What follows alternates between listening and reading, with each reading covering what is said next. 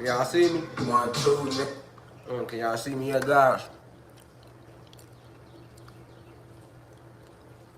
Oh, okay. Y'all can see me now. Cool.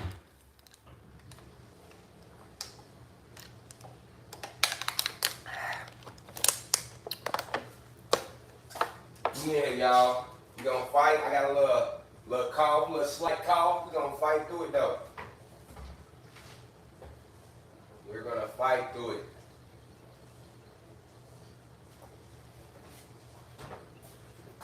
The message must get out. Peace, reflections.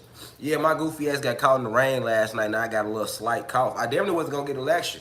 I was just gonna rest up and then give it tomorrow. You know what I'm saying? Like I gotta meditate. Drink my lemon juice and my baking soda, some water, meditate, couple push-ups, so I'll be good by the AM, you feel me? We don't do no medications in this house, you feel me? But yeah, y'all know the rain ain't real.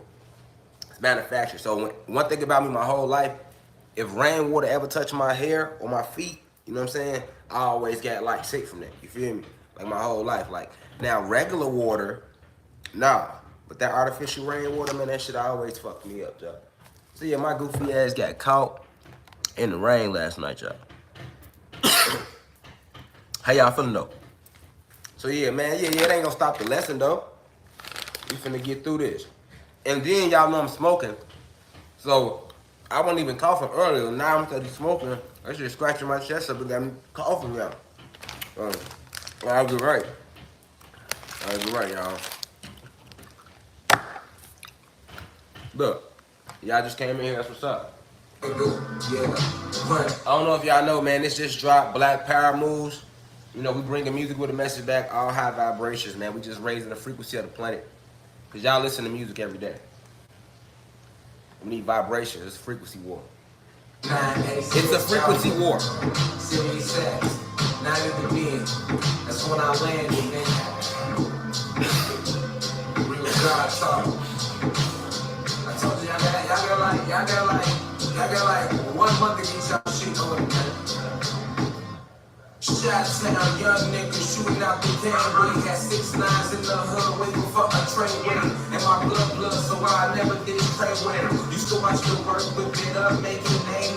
Now spending daddy time with my daughter name. And my wife's a kid, we love smoking reefer. I practice polygamy, but I will never leave her. And I don't trust the soul, I know Brutus killed Caesar. Berman Snake Wayne, Judas turned on Jesus. Let's not act like Jay and they may sacrifice a media. Rappers sell their souls to sell themselves through your speakers. And I can send my son to church to smoke breakfast and preachers. But my granny a Christian, so she act like she don't see. Just keep paying the ties to show her Jesus that she mean me.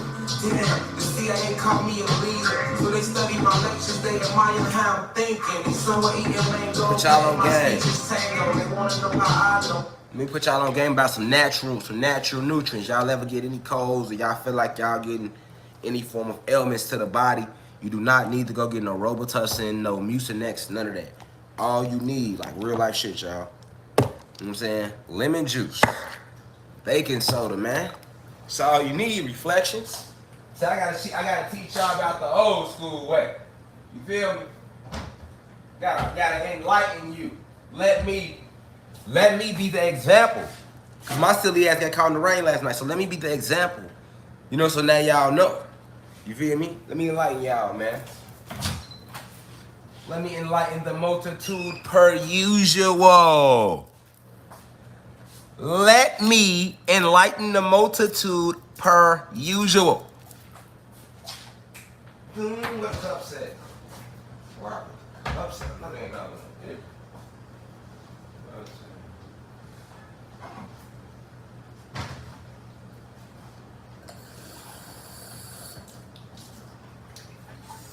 Now listen here. I'm letting y'all know right now. This shit nasty. But you just gotta knock it back. I'm talking about it's gonna knock everything out of you.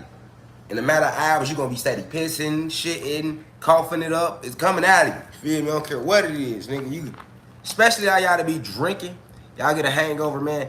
Y'all to be knowing what to do. Listen, man, ain't nothing but pure lemon juice. It's pure lemon juice. Baking soda. Sit, B.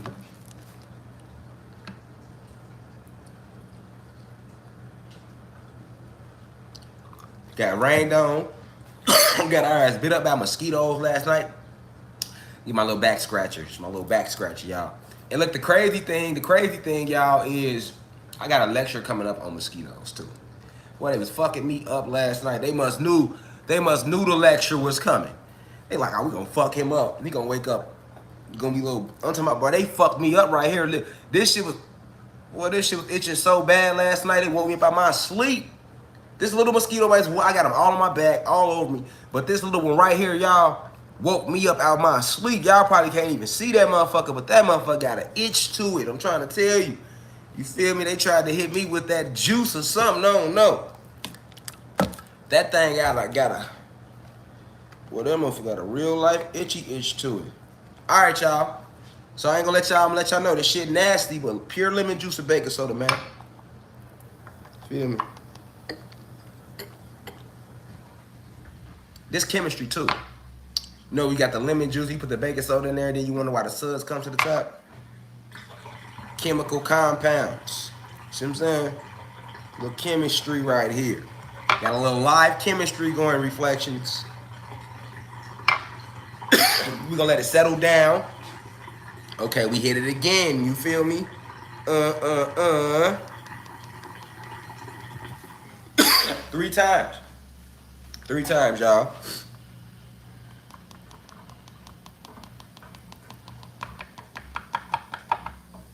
There we go.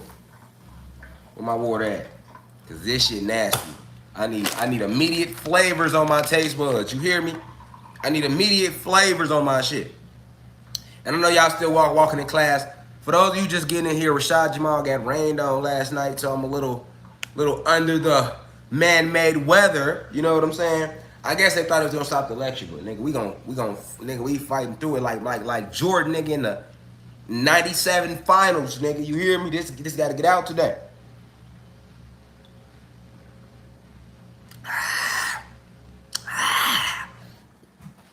Woo.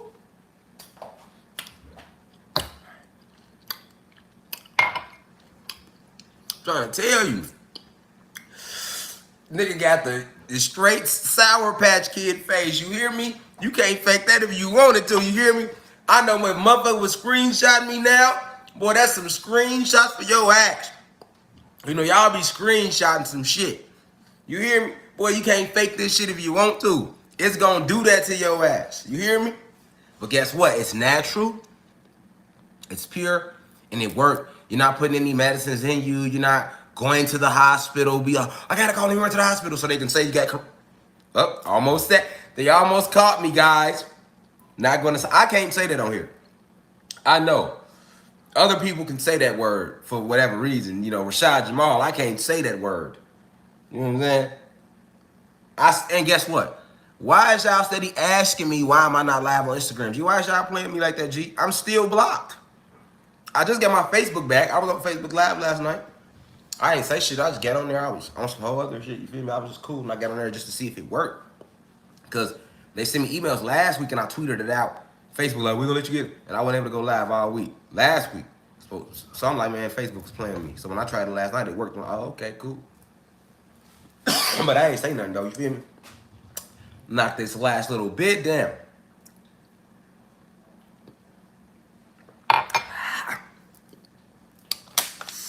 Woo!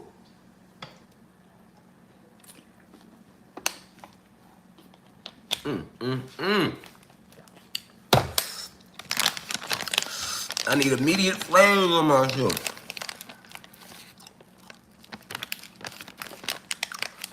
I need immediate flavors, y'all. For real. That's shit right there. My grandma, my mama used to make us drink that shit growing up. It worked though. That motherfucker dangerous, what I'm saying. But yeah, man, I just gave y'all some quick game. For y'all that know natural. Yeah, you go with natural lemon juice and baking soda gonna smack. I don't care what's in you. That's what's coming out of you. You hear me? A motherfucker could lose his dick in you. You drink that, it's coming out of you, guys. You ain't gotta worry about it. It's coming out of you.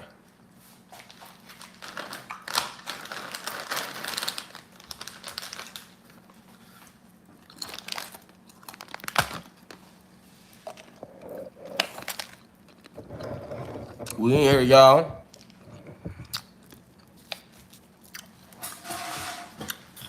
Let me take a seat today. Don't mind if I do. You hear me? All right. So we here today. If we got to make a part two, that's what we'll do. We know how they do us. All right, y'all. So be prepared if they try to do. Well, actually, we talking about Larry Hoover, and we talking about the 4th of July. That was a surprise, y'all. It's a double lecture today because it's not just about Larry Bernard Hoover. It was also about today, Independence Day, because it's kind of funny how Larry Hoover has a worldwide known gang known as Gangster Disciples, right? And they are known as the GDs. But the GDs also call this 7-4 day. I'll get into all that later in the lecture, but before we get going, you know what I'm saying? Let me just say, I'm live on my website all this week, Tuesday, Wednesday, Thursday, and Friday. Next week, I'm gonna open the website up free to the public for 6 days. Last month we did it free for 3 days, but I think I'm gonna do 3, 6, or 9 depending on the month. So this month we'll open it free to the public for 6 days, so you'll be able to view all the lectures. People that's on the website, please, the members, don't do what y'all did last month when we opened it free for 3 days and motherfuckers was like, why the lectures cost? They gonna cost because we opening this shit free to the public. So if you a member, you just don't wait till the little free trial is over with. But far as the everyday lectures, as long as you on time, you ain't gonna have to pay. Cause like I ain't gonna lie, like if I say we're gonna go live at 3 on the website, right? And let's say you miss it. When you by the time you get back, say you get back on there at 8, it'll say pay. You see what I'm saying? So you better miss it. So you have to just wait till the little the little free trial is gone. Once the free trial is gone, you know what I'm saying? Then you can just go ahead and, you feel me?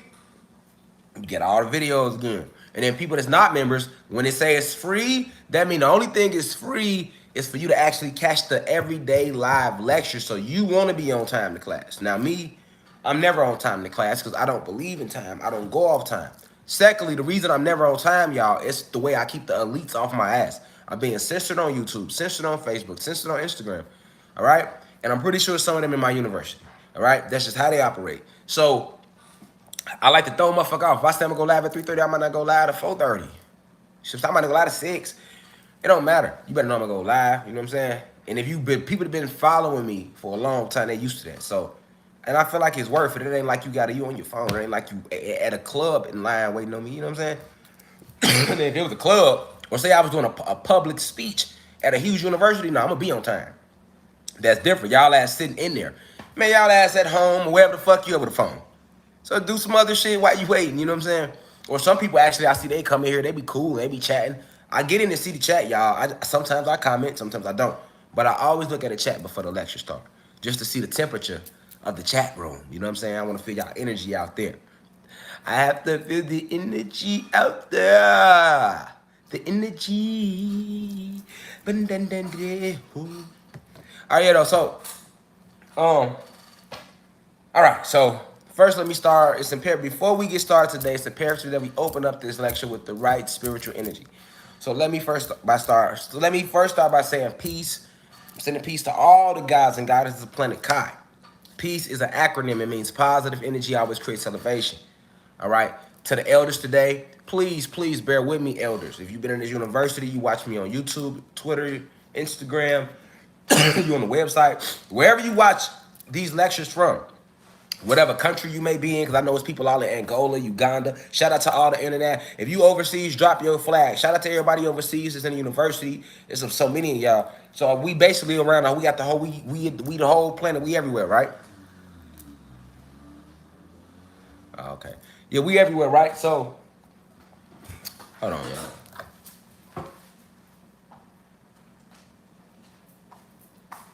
We everywhere, right?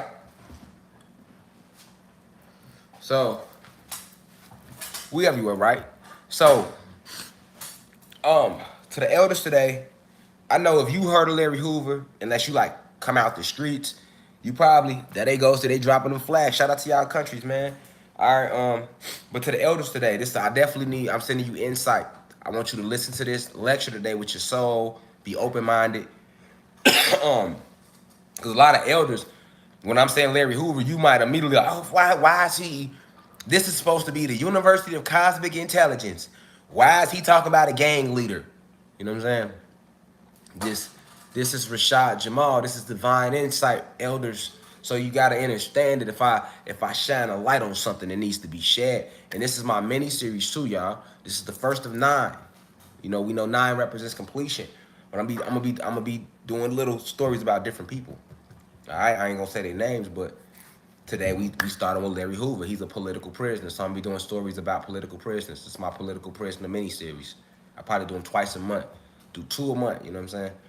So yeah, because our political prisoners don't need to be forgotten about. And then we got a lot of people don't even know what a political prisoner is.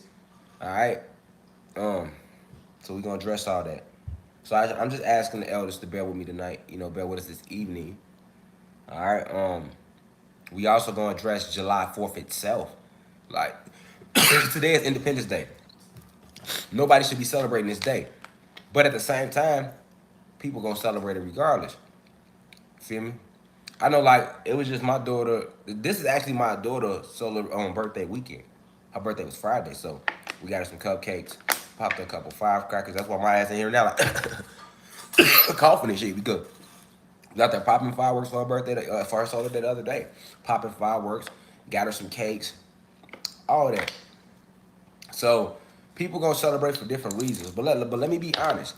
Even if it wasn't my daughter's solar return, my ass would have still been popping fireworks. See, I'm a pyromaniac. I'm the one that actually pop fireworks. I like to actually pop fireworks. You know what I'm saying? But when I popped them, I never celebrated them like for Independence Day. You know what I'm saying? Where I come from, I always celebrated it at least from 9 and up at 7-4 day. Uh-huh. And that's that for 7-4 day. So that's why I was always celebrating it. As far as celebrating it for actual Independence Day, honestly, I don't think no black person or Latino person really ever celebrated it for that.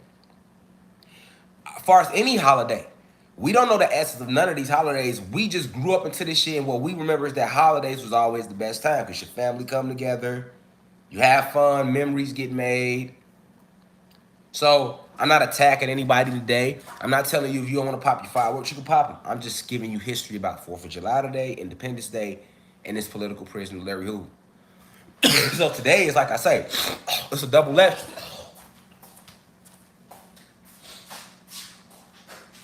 I told y'all there it go, coming right on up.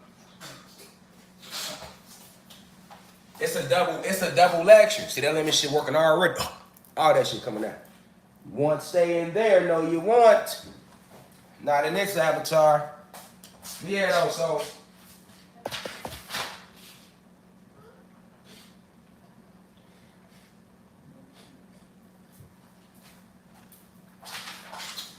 How the heck these papers from? All right, so. It's a double lecture today.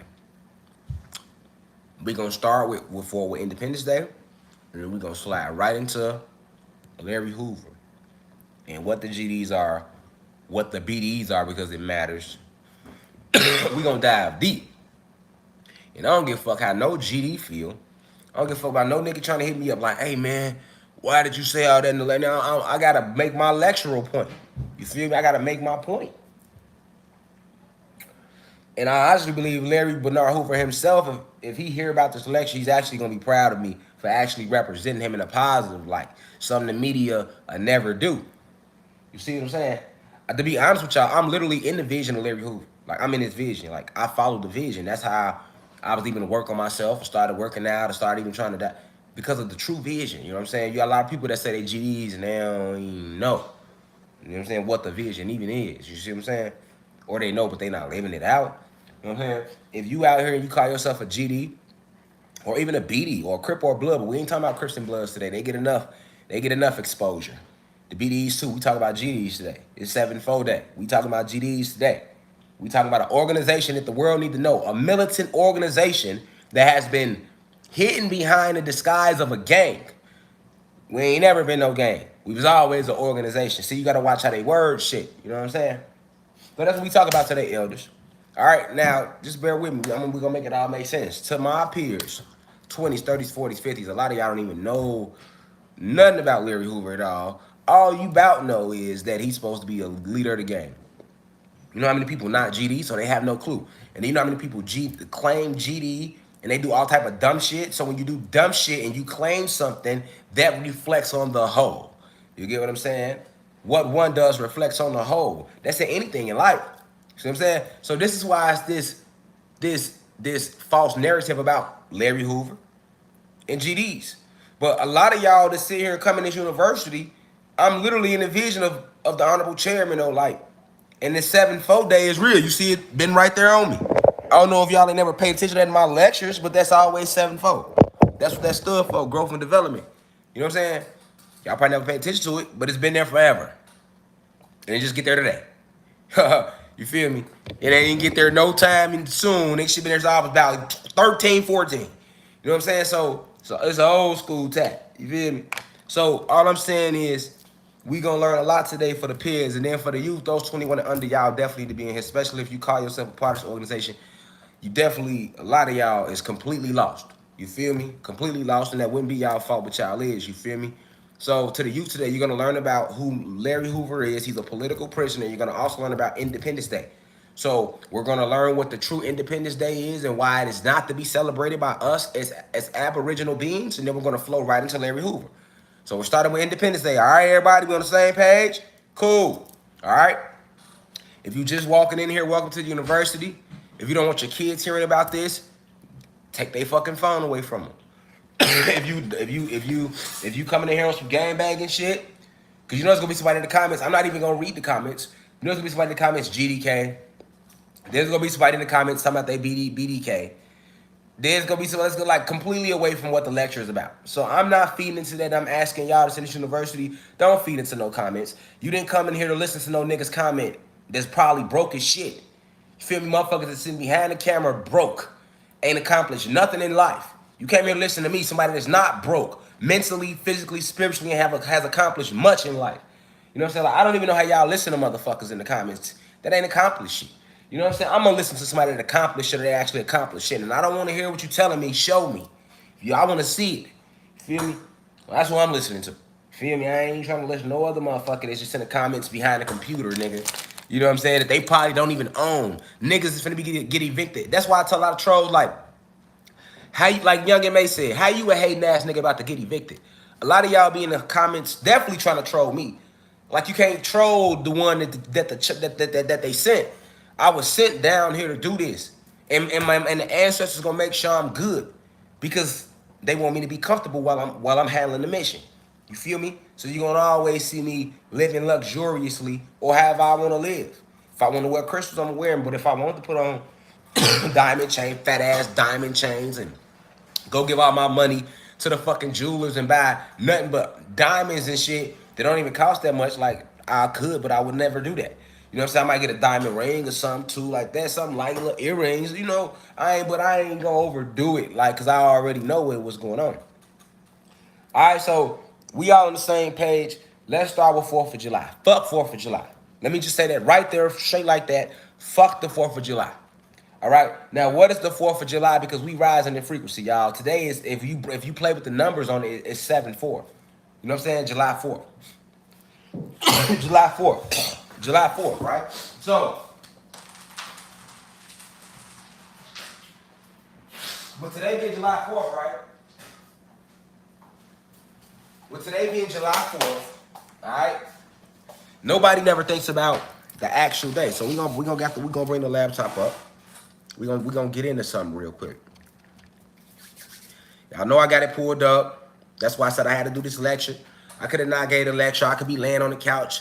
You know what I'm saying? I could be out there meditating. You know what I'm saying? Working, healing up real quick. But nah, I'm gonna do that after I get off here. You see what I'm saying? Let me go ahead and get y'all right real quick.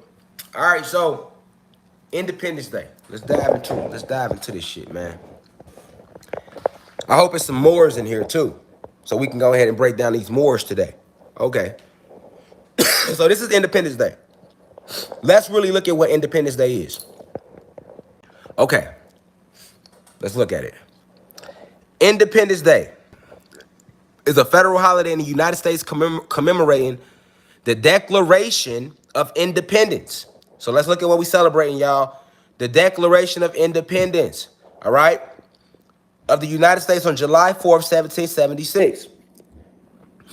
Now, what was the Declaration of Independence? Let's click in there for those who don't know. This is how it looked.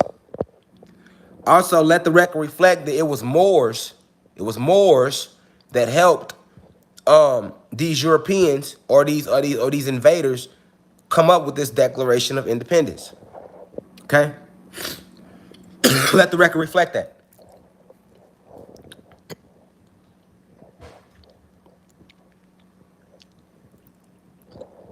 So basically, the Declaration of Independence, all right, explained why the 13 colonies who were at war with Great Britain regarded themselves as 13 independent sovereign states, no longer under British rule.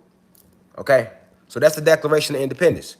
So before we get up off here, we don't have to go into what 13 mean, because I've always told y'all that 13 is significant to the elites because it represents the original 13 bloodlines, which were the original 13 families, human being families, racist families that aligned with the draconian reptilians in the beginning.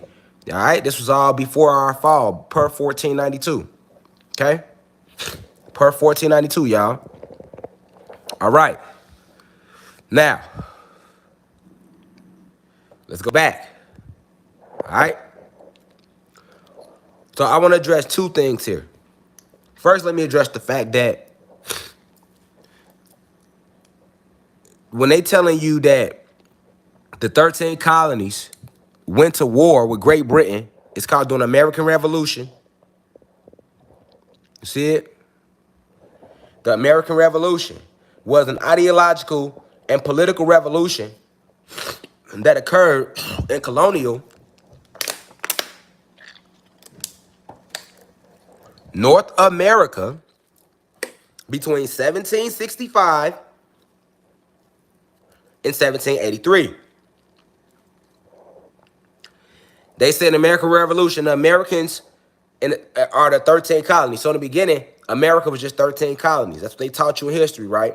And they said that during the American Revolution, the 13 colonies defeated Great Britain. And this is what was known as the American Revolutionary War. And this is the war that allowed the 13 colonies to form their own country that we now know as the United States of America today. This is a picture of a committee of 5 presented its draft for approval by Second Continental Congress on June 28th, 1776. All right? So the American Revolution was basically when the 13 colonies declared their independence from Great Britain, or so they say. Okay? So they got us celebrating this day because they teach us in school that it was all about the 13 American colonies separating from Great Britain. Okay? This is what we are taught in American schools every day. Okay? That we celebrate this day, Independence Day, because this is the day that America, the 13 colonies, gained their independence from Great Britain.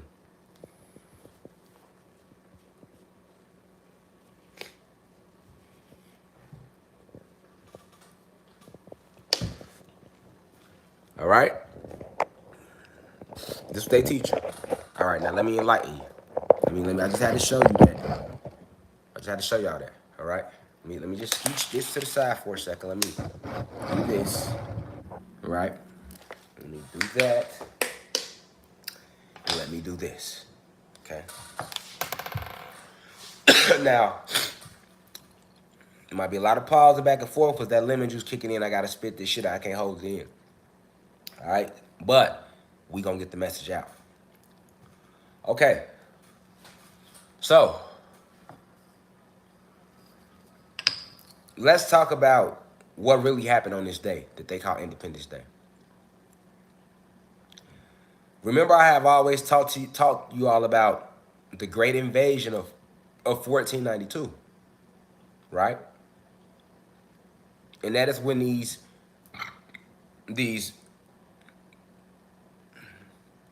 aliens, because you can call them that, because they're foreigners, they were holding. This is when this other species of beings invaded our planet. All right, and when they invaded our planet, they made us fall in frequency. That war started in 1492. what they're calling 1776, because we know time ain't real, age ain't real. What they're calling the year 1776 was the day when the war ended with us. See, this is where they lie to you at in history. They got you believing that America went to war with Britain. And America was 13 colonies who defeated Great Britain, and then they gained their independence, and then they expanded to become 13 states, which later expanded further to become 50 states to make up this United States of America we now have here today. But let me enlighten you. The 13 colonies were what? What are their genetic makeup? They were what? Human beings. And not only were they human beings, they weren't any type of human beings. They were the rich, white, racist human beings, the elite that we call the elite today. These are the same 13 colonies that will later go on to make up the families that we now know as Illuminati, the Boule, the Rockefellers, the Bilderbergers Group, the Black Nobility. You know, they go by a lot of different names now. Knights Templars. All right? But in the beginning, they were just 13 families of human beings that decided to help these draconian reptilians and Pleiadians invade our planet. That's what you got to know. That war started in 1492, Reflections. Okay? It ended 1776. They finally defeated us. And then they enslaved us. So you got to remember, time isn't real, but we're going to use the numbers they're using just to give you a research reference. Okay? So the war starts in 1492. It ends 1776. 1776, when they defeated the last of us, they then went to enslave us. Okay? Once they finally defeated us, they then enslaved us. All right? Remember when the war started in 1492, they made us fall in frequency. Hold on, y'all. They made us fall in frequency. They made us fall in frequency.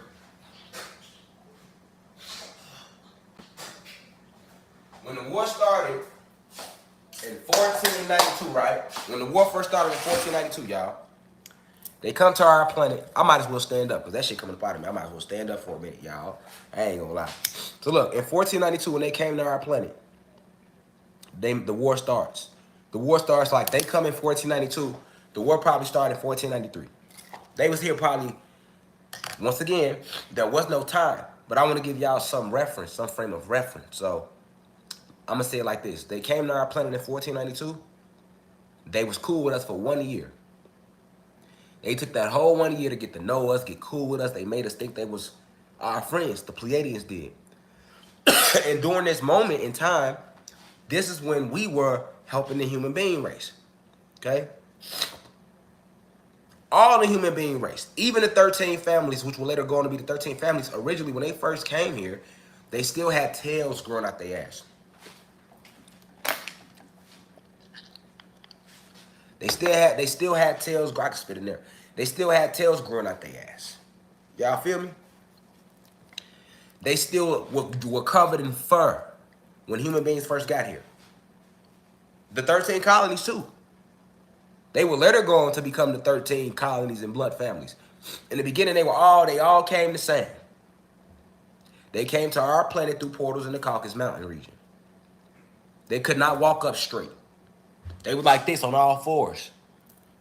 We was kind of scared when we seen them. Like, not scared as in like a punk, but like, what the fuck is that? Like, we didn't know what the fuck they was until the Pleiadians told us. You see what I'm saying? They told us what Zeus had did on Earth. We like, oh, so this is the result of Zeus's basic science project, basically. Basically, this is Zeus's science experiment, aka Satan. This is his science experiment that went bad. That's how we looked at it. Now, remember how they showed you on Wakanda how they were open to the white guy. They brought him into Wakanda. Remember that? That was real symbolic because that's what we did to the Pleiadians. When they landed, the human beings were still hiding in the caves. Remember, I told y'all that. The Pleiadians came out first, and greeted us. The human beings, after they greeted us and made sure everything was cool, then they told us about the human beings that also were in that cave. They told us, look, this is what the Pleiadians had told us, y'all. They lied to us. When we was trying to figure out, okay, well, we know that Zeus created these human beings. We know that. We whooped his ass here on Kai and told him he had to get the fuck on. He couldn't do it here. So he went on Nerd and created this human race and these vampires and werewolves and the Igors, which Igor race actually exists. The Igor is what Shrek is. The movie Shrek is based on an actual species called Igors that actually exists on planet Nerd. So when Zeus was on Nerd, he was a mad scientist. Satan, you call him Satan, y'all call him Satan, his real name Zeus. He a mad scientist. He was mixing and making fucking with all type of shit on Nerd. Feel me? He made vampires, werewolves, Igors, human beings. Feel me? The dark elves who created the Sub-Zero technology you now know is winter here on your planet. All right? So the Pleiadians came out the caves first, y'all. They came out in peace. Like I always told y'all, they bitch ass came out like we come in peace. Because we warriors. So when they came out our shit, because we felt their vibration. We knew they was on our planet. So if they didn't come out, we was coming in anyway. See what I'm saying? We know y'all bitch ass here, nigga. So when they came, the Pleiadians being smart, they're like, we might as well just go ahead and go out there and try to make peace with them to see if we can get good with them, as opposed to trying to hide out in the caves, scout out the planet from the cave, and then try to take over the planet like that. Because see, when the Pleiadians came, them and the Draconian reptilians, remember I told y'all the reptilians never even entered the realm. They stayed on the outside surrounded with spaceships. Okay? These Draconian reptilians, they never came on this bitch. They stayed on the outside. They sent in the Pleiadians and the human beings. Okay? That's what you gotta know. They sent in the Pleiadians and the human beings. Okay? So, as we're going to the caves, the Pleiadians come out. See what I'm saying? It ain't like they landed on our planet and just came right out. No, they wanted to scout the planet out from the caves. We felt their frequency, and the planet was so on a high vibration back there. We felt them when they entered our realm. You know what I'm saying? We're like, what the fuck? We gonna go check this out. Why these beacons going off? You feel me? They bitch ass so scared. They come out there. We come in peace. And this is where this stanza originally comes from. Them. This how they was. We come in peace. Feel me? Because we finna fuck them up, nigga. We don't come in peace. We spiritual warriors, nigga. We spiritual assassins, nigga. We are creators, full of chaos energy, nigga. Remember, on this planet, this is where all the spiritual warriors came that was from our home kingdom of Series X. Some of our top finest goddess and gods came down here. So, you got to think who was on Kai. You got to think where Kai is gladiator school, nigga. You done landed on the wrong planet, boy. You done fucked around. Boy, they finna get you right. You got real life assassins down there on that planet. Galaxy destroyers. You hear me? Hold on, let me blow my nose and shit. Shit coming up.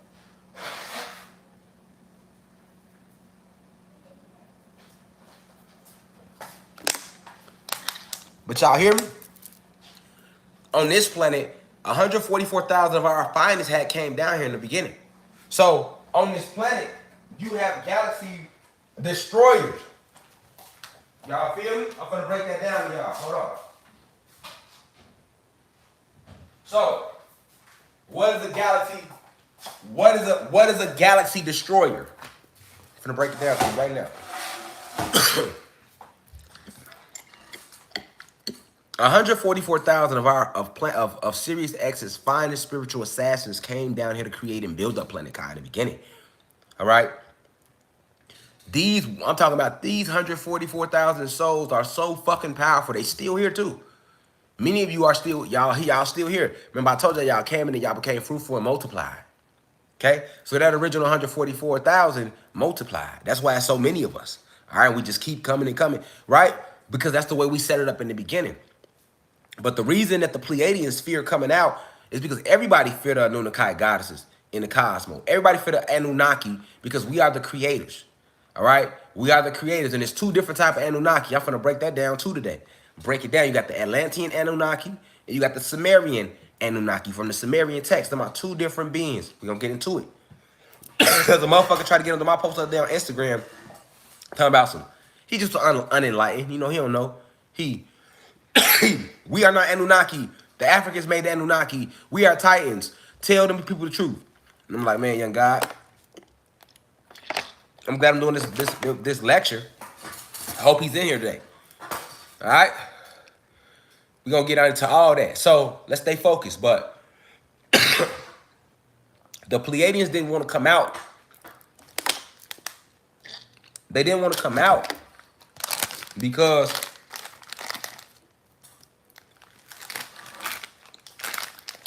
you have galaxy destroyers on this planet.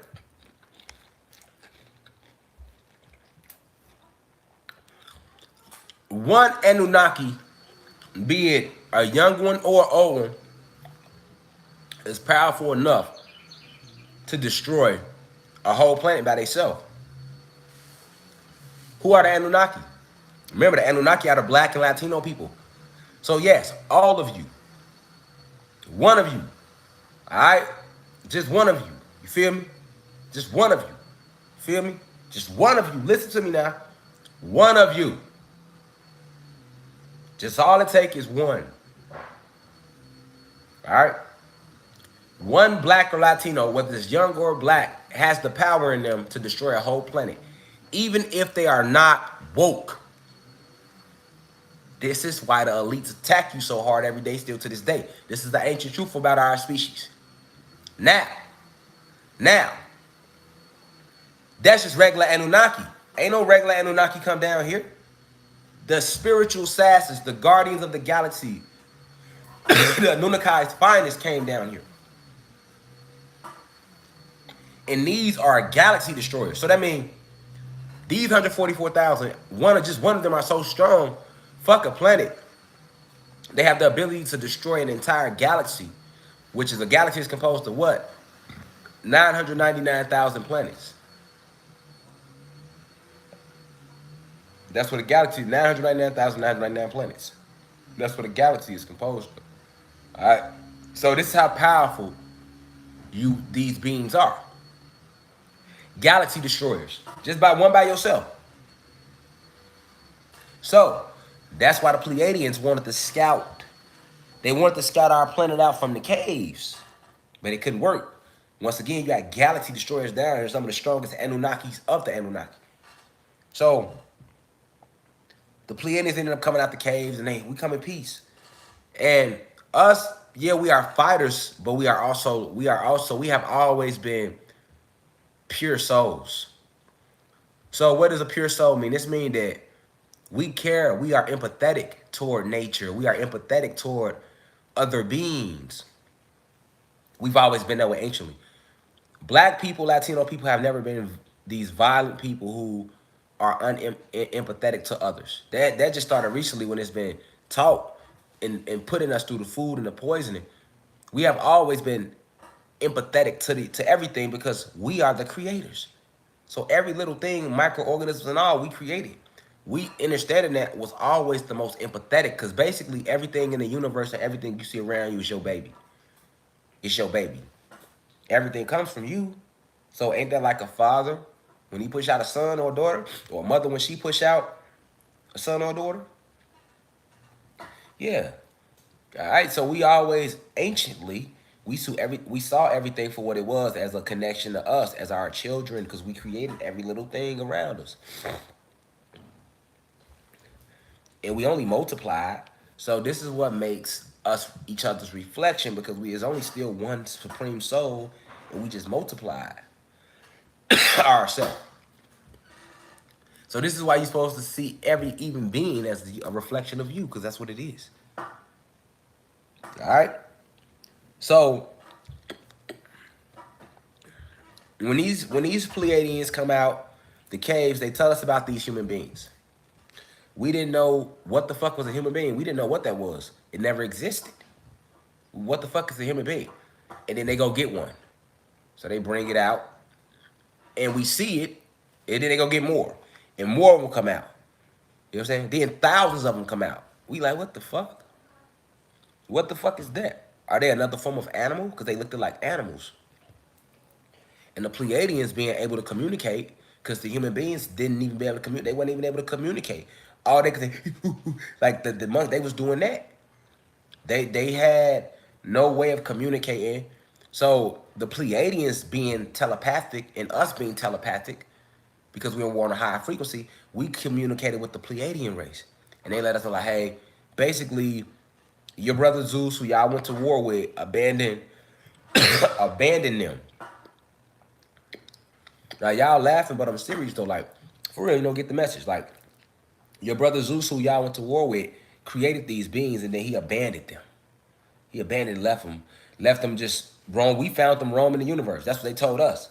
They say we found them roaming the universe. They didn't tell us that they didn't went that fucking these human beings, then turned on Zeus, got kicked off their own damn planet and rounded up because they didn't destroy their own planet.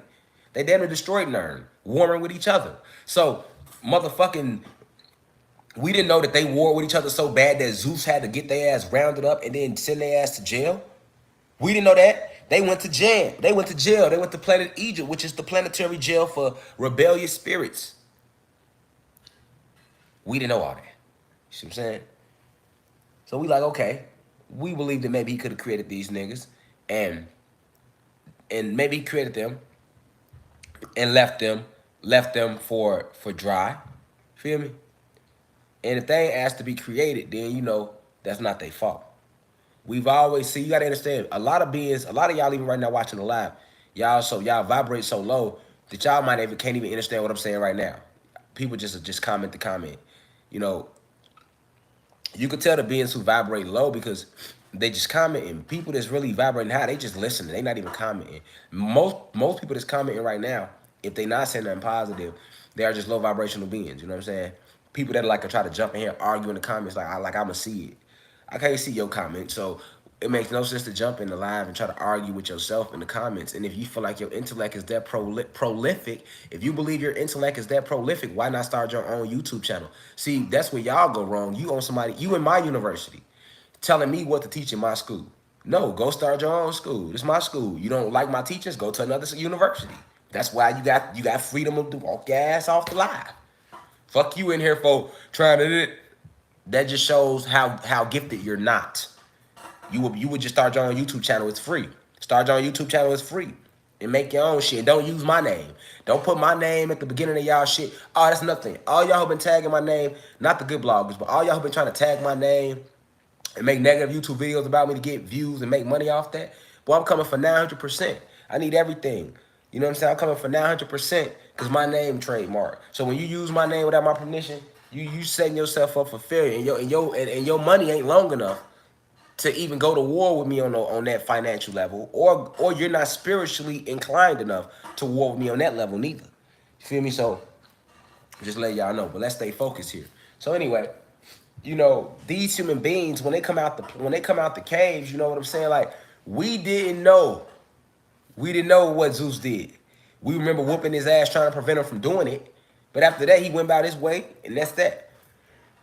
So when the human beings came out the caves, we being Atlantean. Now here we go. Check this out. This is where the separation come in. We being Atlantean Anunnakis. We are the Atlanteans. This whole realm is Atlantis. Okay? The Sumerian Anunnakis, we gonna get into that. Okay. So we basically assigned a section of of gods, so these are black people, to help enlighten these human beings. So, what do I mean by that? I mean enlighten them. That means teaching them how to walk, teaching them how to walk upright, teaching them about the stars, astrology, basic mathematics. We had to create a whole mathematics system just for them because our math was too advanced for them. Our math is called supreme mathematics. That was too advanced for them, so we created something called arithmetic, a dumbed down version that would at least help them be able to compute shit. Facts. They don't have a soul, so we couldn't teach them how to use telepathy and chi to communicate. So we had to create a whole system for them to be able to communicate. And that system was called the alpha beta system or alphabets. This is where they come from. And alphabets later led to once they mastered alphabets, and after they took over, they later used those same alphabets and everything we taught them to turn those words into spells and use them for negativity to further enslave us after the fall. So when you talk about 1776, right? You're talking about the conclusion of that war.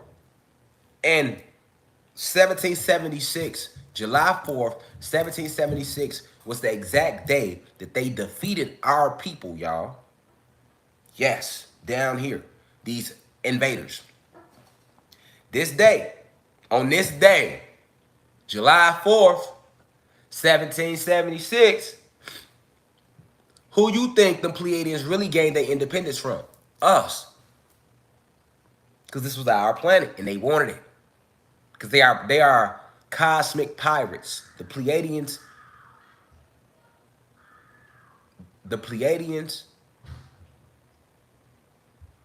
and the reptilians.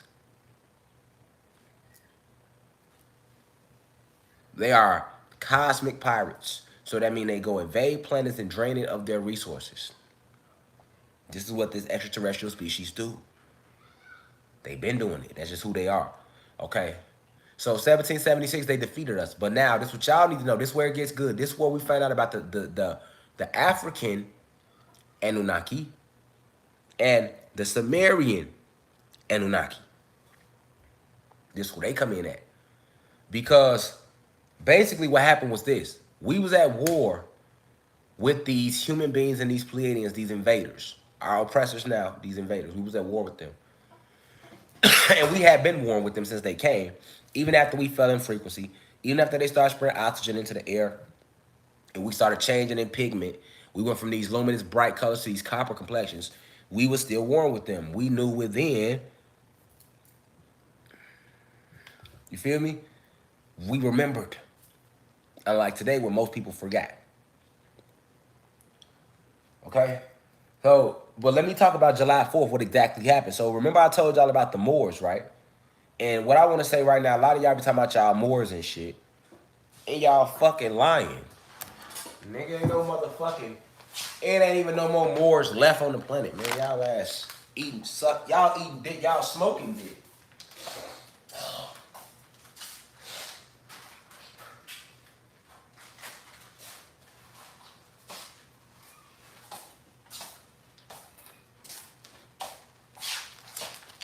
Remember, we talking with they got lips. Ain't no more motherfucking Moors on the planet. And we be niggas talking about they Moorish American. How? How? How the fuck you Moorish American? You don't know nothing about the history of the Moors.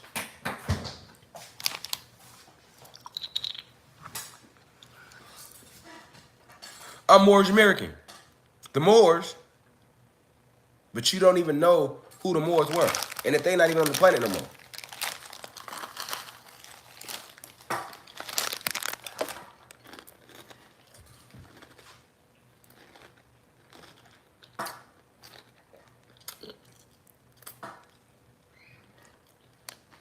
Let me enlighten you on who the Moors really were.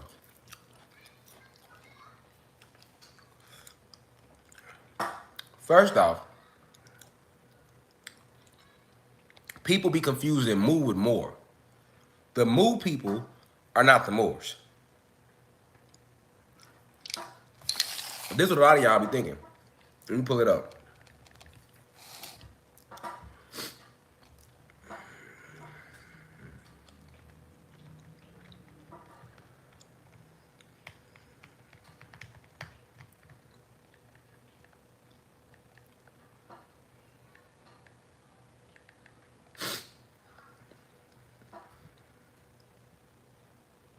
Okay.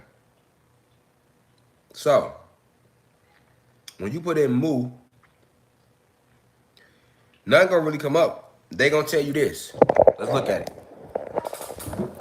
So this is what they say when we put in Mu. It says Mu, the Mu, mythical lost continent. Mu is a legendary lost continent. The term was introduced by Augustus, that's a white person, European settler, the motherfuckers who conquered us. They always talking about they introduced some shit. Who used the land of Mu as an alternative name for Atlantis.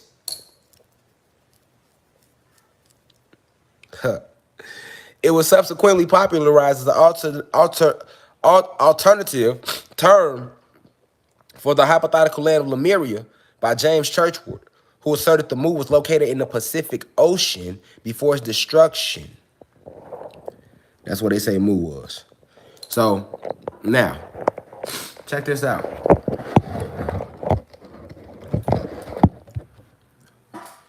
So check this out, right? Now,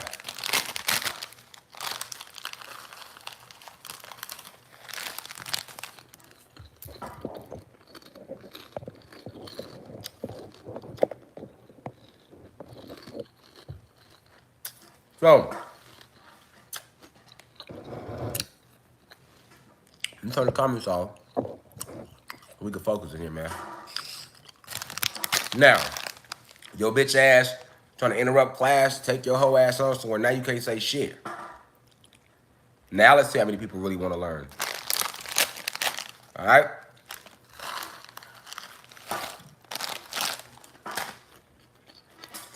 It's my university, bitch. You forgot I can shut you the fuck up and just cut the comments off, motherfucker?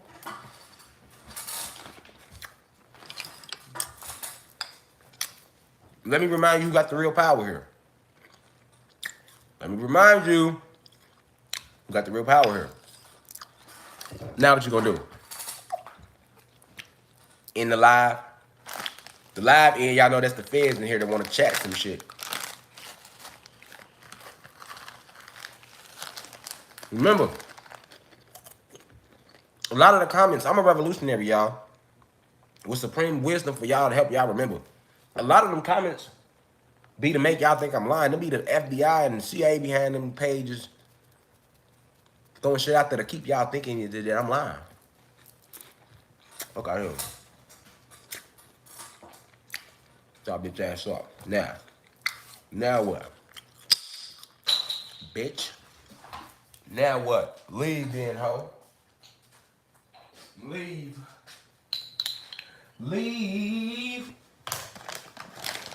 Who else said? Who else was saying shit? Motherfucker was like, Rashad, you need a minute. Nigga, I'm sitting here with a cold, still lecturing. Something you would never do. So man, your ass would be chilling. So I'm saying somewhere you be like, man, fuck them people. I'm gonna chill. But when you care about your people, you will let nothing stop you from delivering a message, my nigga. It'll never be another Rashad Jamal. It'll never be another Divine Insight, aka Rashad Jamal. You better know that. I only come down here once every few energy cycles, nigga.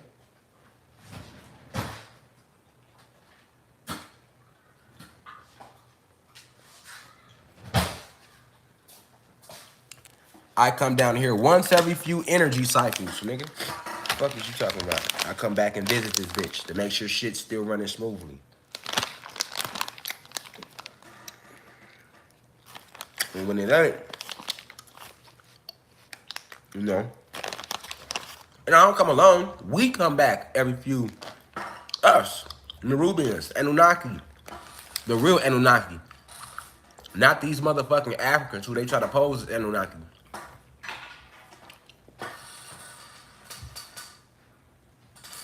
Now let's break that down. What do I mean by that last comment I made? Not those Africans. First off, we know there's no such thing as Africa, because that was named after a white person. Scipio Africanus. So,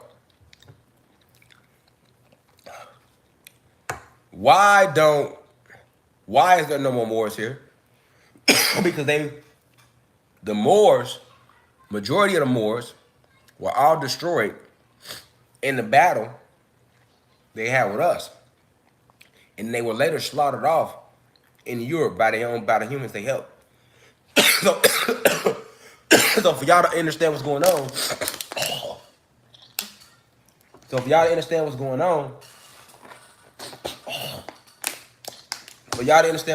right? You got to understand that basically, like on this day, the only reason they defeated us is because it was the Moors who helped them defeat us. Okay? Yeah, I said that. Yes. It was the Moors who helped them defeat us. Tell you what happened. We've been warring with them all these years, right?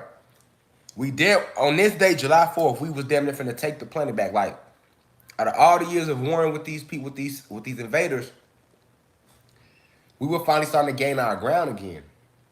Because you gotta remember, when the war broke out, we assigned these Moors who who were later coined Africans and Sumerian Anunnaki. Okay? These Moors originally were us, just regular gods and goddesses who we assigned to help the human being race. So what was the Moors' job? I told y'all already. To teach the human beings how to be civil again. We reverse engineered the tails, the animal genetics as much as we could. We taught them everything they know to this day. But guess what? Guess who was doing that, y'all?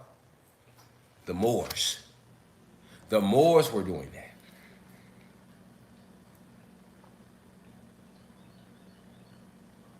Y'all feel me? The Moors were doing that.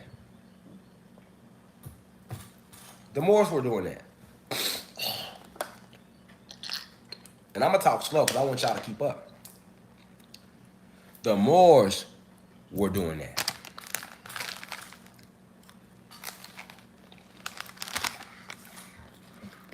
But while working with these human beings, the Moors were put under a spell.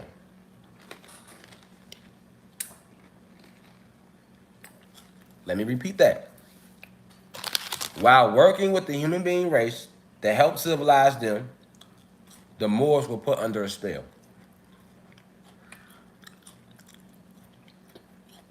The spell was made by the Arcturian race. The Arcturians are an advanced group of extraterrestrials who are profound in making spells. The Arcturian species are the ones who created the time spell that we now live in that makes motherfuckers age.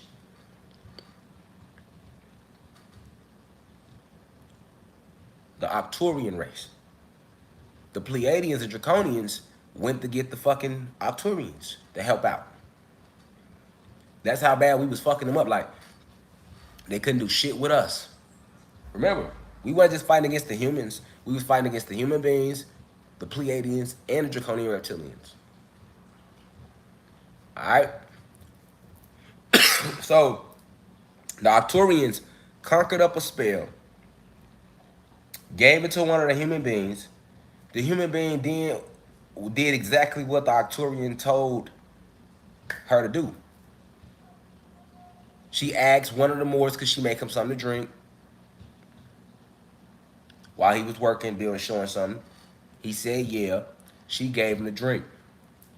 And she didn't just do that to him. She then proceeded to do this to all the Moors that was working with the humans.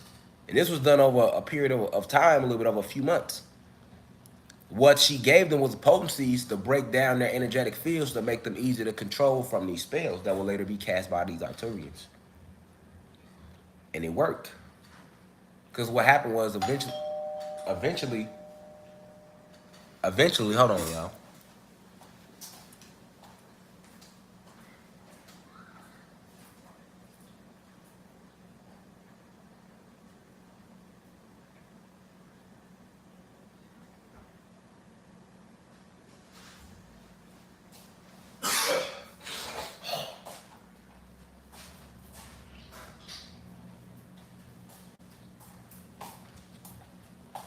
I was trying to see who that was who rung my doorbell.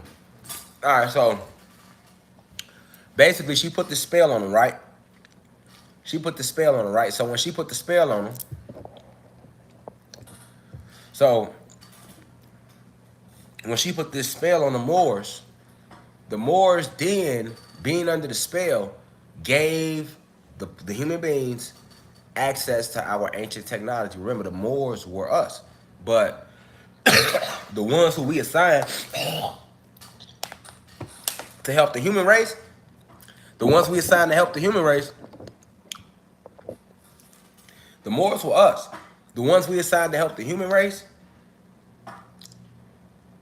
we named them Moors because that was the job. Like description. All right, it's just like if you're in the military. The people in the military, they have MOSs. That's their military occupation specialty, and that'll be their job. Some people should be infantry. Some people be cooks. Some people be nurses. You feel me? So basically, like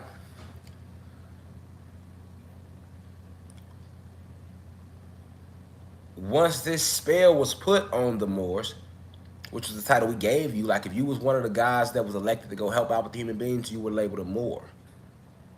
Okay? Stay focused here. Okay.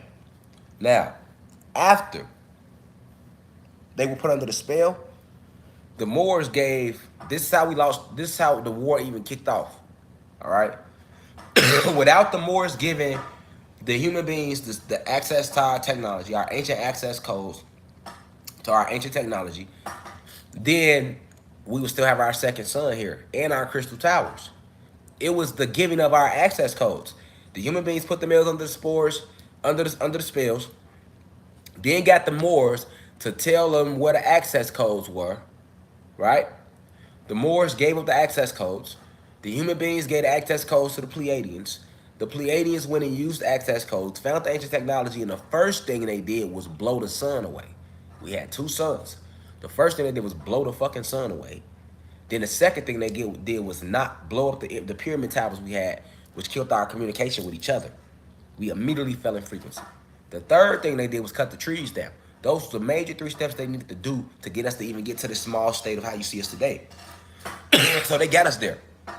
But when they got us there and we fell, we was all smaller, and our pigments went brown and copper from what they was doing to us, we still were fierce fucking warriors because we are souls and spirits.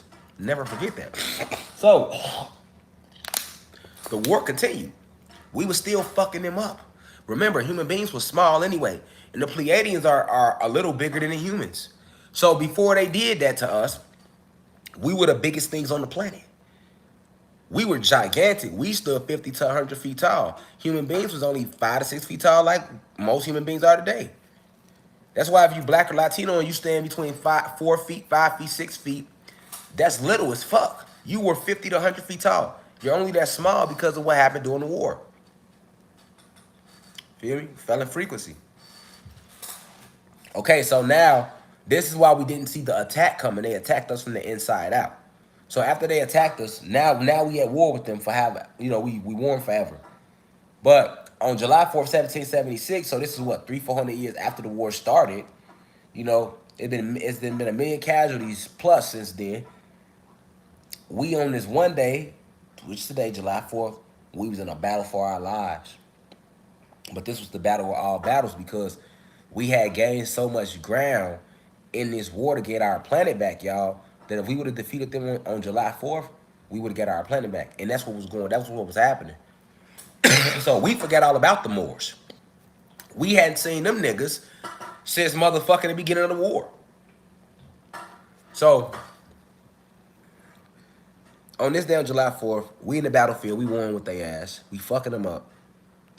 And they went and called for help. They went and got bag up. So when they went and got bag up, the Pleiadians and the human beings, we didn't know that they went and got bag up. You know why? Because we was fucking them up and they retreated. They ran away. So imagine like being in a big ass field, you and your friends, right? Let me break it down to layman's terms. You and your friends or your family, y'all in a big ass field, y'all find another family, and then that other family runs away. Y'all be like, oh, well, we won, right? Or you gonna think at the least they're retreating, all right? So that's what we thought. So they leave. We still out there.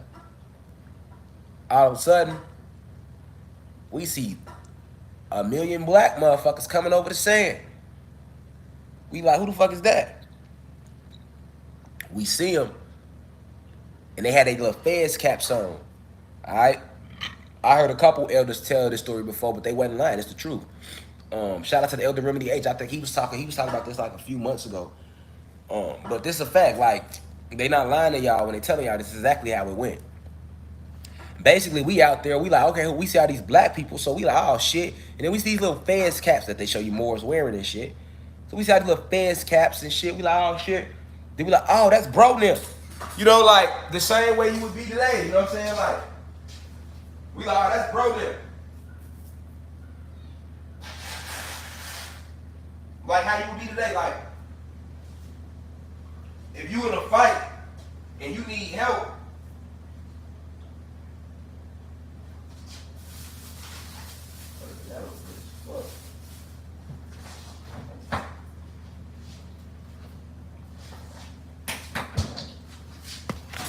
yeah. So we on the sand and shit. You feel me? We out there. We out there. We like, oh shit, that's bro them. You feel me?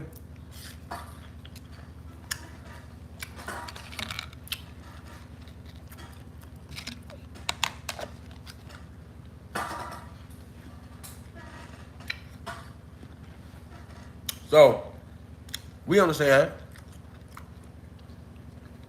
You feel me? We're like, oh shit, that's bro them. They coming to help us. That's what we thought. Shit, we was already fighting with these fucking human beings and these fucking reptilians. I mean, these Pleiadians. And it was a battle like a motherfucker. So when the human beings retreated away during the battle, and this battle took place, right? This battle took place right here on this planet, on this day, July 4th.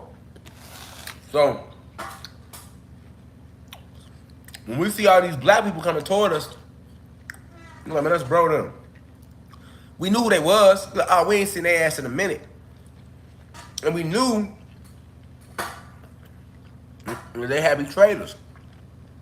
But we still, being desperate in battle, we assumed like they here to help us. Boy, their ass came and got down on our ass. You know what I'm saying? Like, the human beings came right behind them.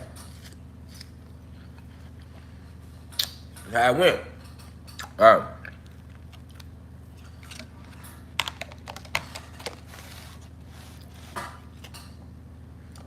They came over the sand, and that's how they got us. Cause like,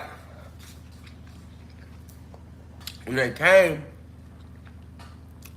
they didn't start warring with us.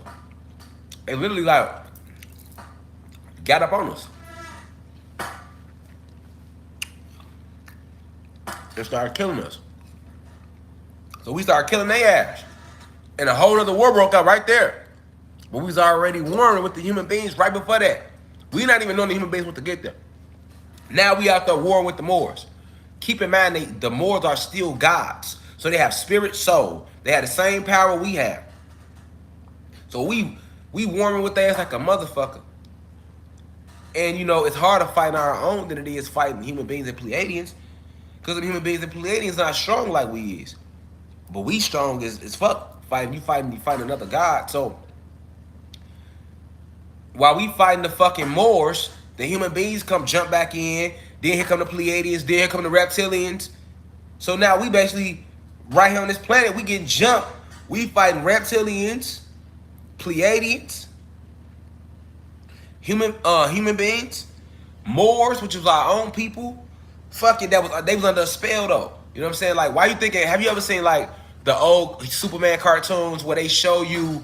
Yeah, they definitely backdoored our ass. Definitely. Today we call it backdoor. They backdoored the fuck out of us twice. All right. Now, but they, you know, they were under spells though too. You know what I'm saying? But anyway, they ass got out there. Just man, they showed you that shit in Wakanda, man. Look, Wakanda got so much hidden gems in it from our true history. It's crazy. In Wakanda, why do you think at the end when it went to that war, what happened on Wakanda? It was Wakanda fighting Wakanda. Y'all remember that? That come from what happened in real life. That's how it went. And nigga, you know, man, so the human beings, what they did was they used us to defeat us. Like they still do to this day, nigga. So when you see them out here having us kill each other right now, having us thinking it's the black, every time somebody black get killed, motherfuckers be like, oh, niggas love quoting that dumbass Tupac line. Like, I ain't gonna lie, I fuck with Pac, but I don't fuck with one line he said when he said, they say it's the white man I should fear, but it's my own kind doing how to kill him. That's one of the lines that Tupac rapped. That if I was like older with Pac, I would have checked his ass behind that shit. Like, bro, fuck is you talking about, fam? Like, let me would have been this age, and Tupac was out, and I'm out, nigga.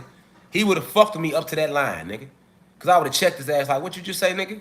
Why would you just tell these people, they say it's our own kind we should fear, but they say it's the white man we should fear, but it's our own kind doing all the killing here. That's basically keeping the narrative going that it's our fault that this shit is happening to us, and that's not what's going on. Feel me, nigga? So that's how they defeated us on this day. Right here on July 4th, nigga. Right here on this day. This what they celebrated for. They finally defeated us wholly, and now they finally got the ram. They started their company, the United States, 1776. It was black Moors who helped make the Declaration of Independence. Facts, nigga. And it was Moors who designed all the fucking cathedrals in Europe, nigga. Facts, nigga. Now, you need to ask why, and I'm just explaining to you why. A lot of y'all just got branch knowledge. I'm here to give you the seed knowledge. Because on Wikipedia, on Google, in school, they get your ass branch knowledge. Remember, it's a whole tree of knowledge. They just gave your ass the branch. You got to figure out how the fuck the tree grew. See what I'm saying? To know what happened, you just can't look at that branch and be like, well, that branch has a leaf on it. It's a whole story to how that leaf grew. And before that leaf was on that branch was on that tree. And before that tree was a tree, it was just it was in the ground, just a seed. You know what I'm saying? You got to get to the seed of shit. That's why when motherfuckers be in the comments commenting, you commenting from a branch point of view. Nigga, I'm divine insight. Nigga, I'm not even from, like, come on, bro. Like, I sit in front of you in this way. I use certain words in this way so y'all can relate. I'm a true life foreigner to this planet right now. Like, I'm a medium, man. Like, I ain't gonna never tell you shit wrong. You feel me? Like, this is the supreme facts of July 4th. This is the day they defeated us, nigga. This is the day they finally defeated us. And then they enslaved us right after this day. You feel me? And they used our own black fucking Moors to do it, nigga. And then in Europe, after they enslaved us, then they used the Moors, who were still under spells, to design Europe. And the Moors helped them design Europe, built everything. The Moors did. And then, after they got tired of the Moors, they killed their ass the fuck off. Go look at the European Moors wars, nigga. Because remember, y'all ain't gotta look up shit. I'm the teacher. I'll pull it up for you. Let me pull up because they don't tell you how it got there. I'm just connecting. I'm giving y'all the seats, nigga, on the boss, nigga. You hear me? Listen. Check this out. Let me pull it up, man. Pull it up, man. They be trying to play me like I ain't. Come on, man. And everything I can't pull up. That's why I just give it to you like this. Some things I can, though.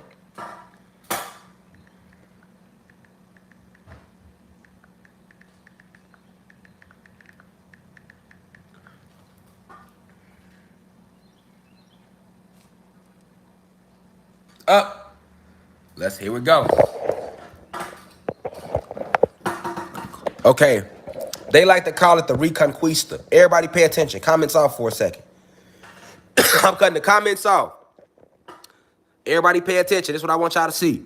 Now, I told y'all that they used the Moors to defeat us on this day today. And after they defeated us, they enslaved all the Anunnaki gods and goddesses. Then they turned around and used the Moors to build up Europe.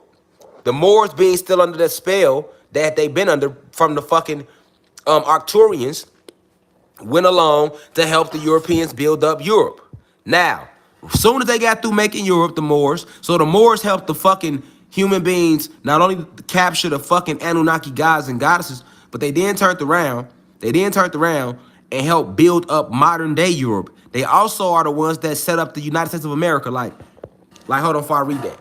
The whole way we look at the structure of this country is based around what? The Constitution, the preamble, and the fucking Declaration of Independence. Do you know why? Who you think it was that told them they should have a Declaration of Independence if they want to keep us slaved? The Moors taught them that. The Moors told them that. The Declaration of Independence is a fucking big ass spell, nigga. The preamble is a fucking big ass spell, nigga. And when you recite it over and over, why you think they make you pledge allegiance to the flag, nigga? You're pledging your soul to that bitch, nigga. That's a spell, nigga. Who you think taught them to come up with a flag? Who you think the Moors did, man? The Moors did. Now, all right. After they got tired of dealing with the Moors, they eradicated their ass. This is why to this day, right now, there are no more Moors on the planet. You know why? Because the era was called the Reconquista. Okay? So today we learning about something in class, y'all. The Reconquista. Okay? Now, what was the Reconquista, class? The Reconquista was a centuries-long series of battles by Christian states to expel the Muslim Moors, who from the 8th century ruled most of the Iberian Peninsula. Okay? So, you know, of course they're going to add these lies. But look, date, 801 to 1492. That's a lie on that date. Who defeated the Moors in Europe? At the Battle of Tours, see what I'm saying? Why did the Moors, you know what I'm saying? Like, so, the Moors were wiped out, nigga, by the same motherfuckers they helped. All of them. All right? Now, for you dumb motherfuckers who be out there calling y'all Moorish Americans, this is why when y'all ass go to court and y'all be like, I'm Moorish American, that shit don't be working. That shit don't be working, G.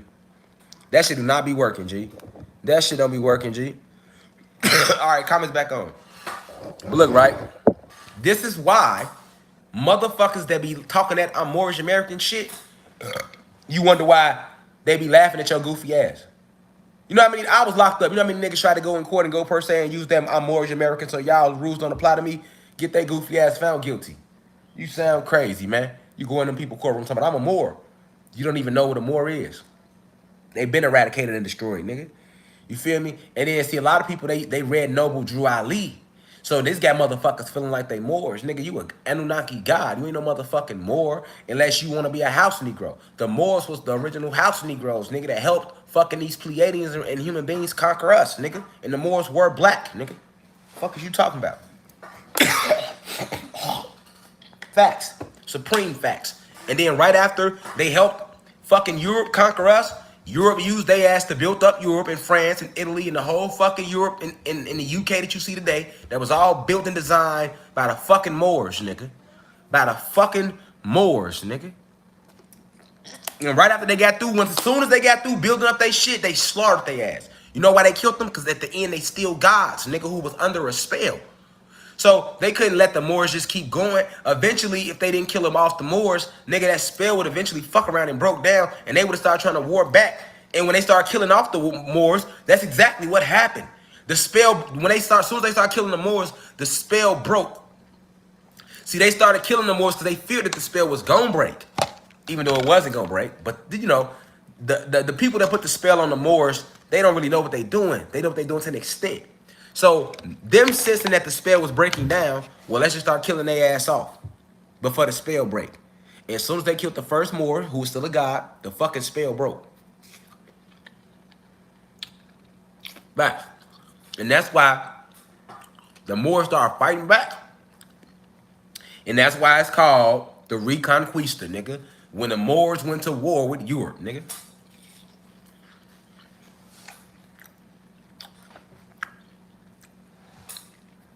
Right. Niggas don't even write. Shout out to S. Lee. Niggas try to jump in this university with me, y'all, like I ain't divine insight. I'm sitting here just to remind my people who they is. That's all I'm doing. They try to dispute, right? Supreme facts. Niggas just talking out the side of their neck. Now let's talk about this Anunnaki, African, Sumerian text shit. First off, nigga, you have two types of Anunnaki, right? You got the Atlantean Anunnaki, which is all of us. And then you got the Sumerian Anunnakis, which were what the Africans created. Okay, the Africans are who? Us. But the Africans created the Sumerian text after we fell in frequency.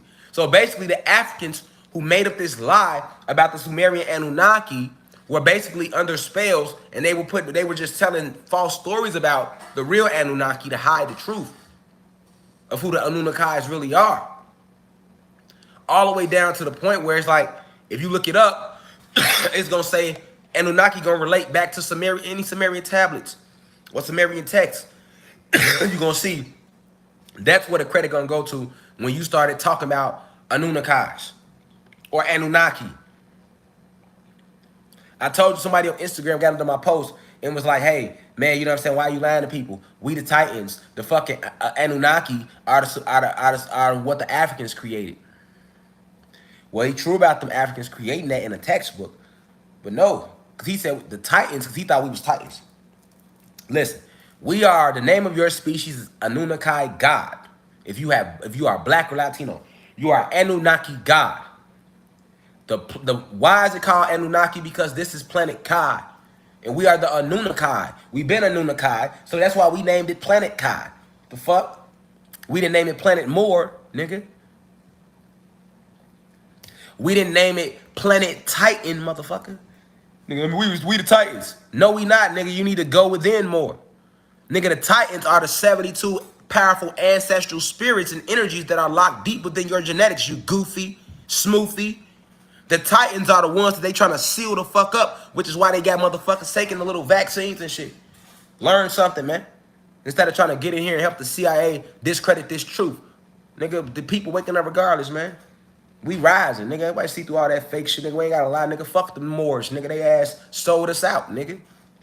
Spell or not. They shouldn't have got all close to the motherfucking white human beings when they was working with them. That's how the fuck she was able to get their ass to drink the shit, because the Moors was having sex with the fucking female human beings. And they wasn't supposed to do that shit. Nigga, we sent them in there to fucking help them. Niggas in there fucking on them.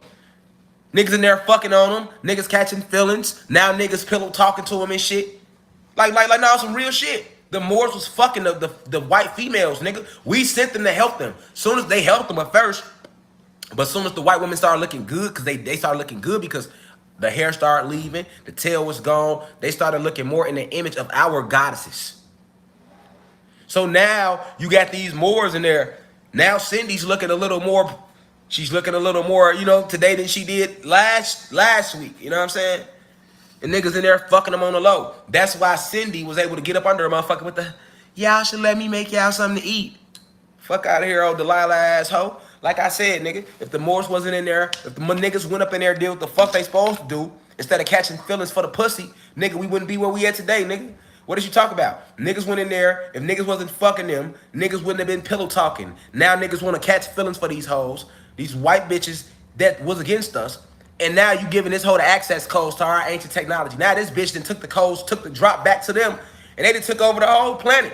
That's just like today. Home.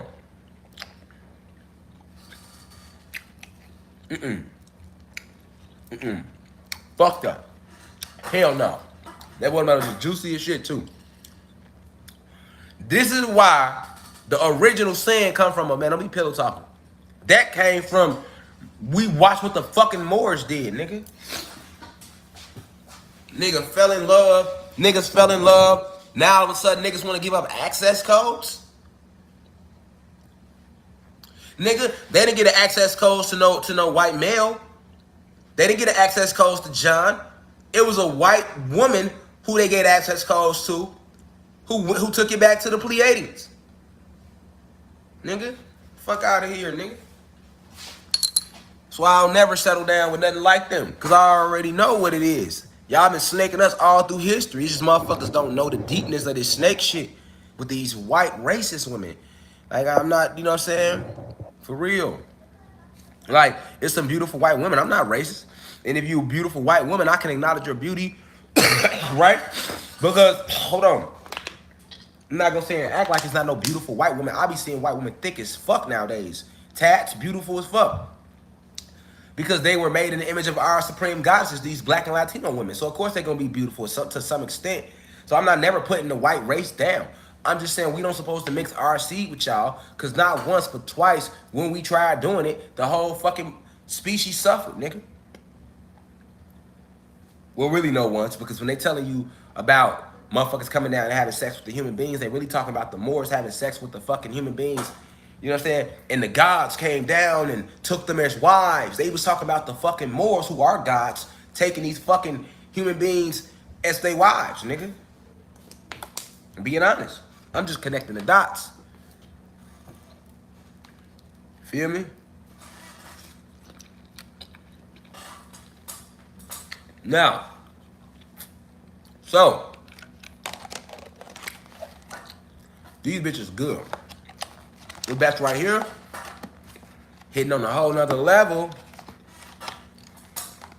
Let me save them for later. I only got 3 left, 4 left in this motherfucker. Knowing I'm gonna want some more when I get off here with y'all about it. Let me calm down if I eat them all on some.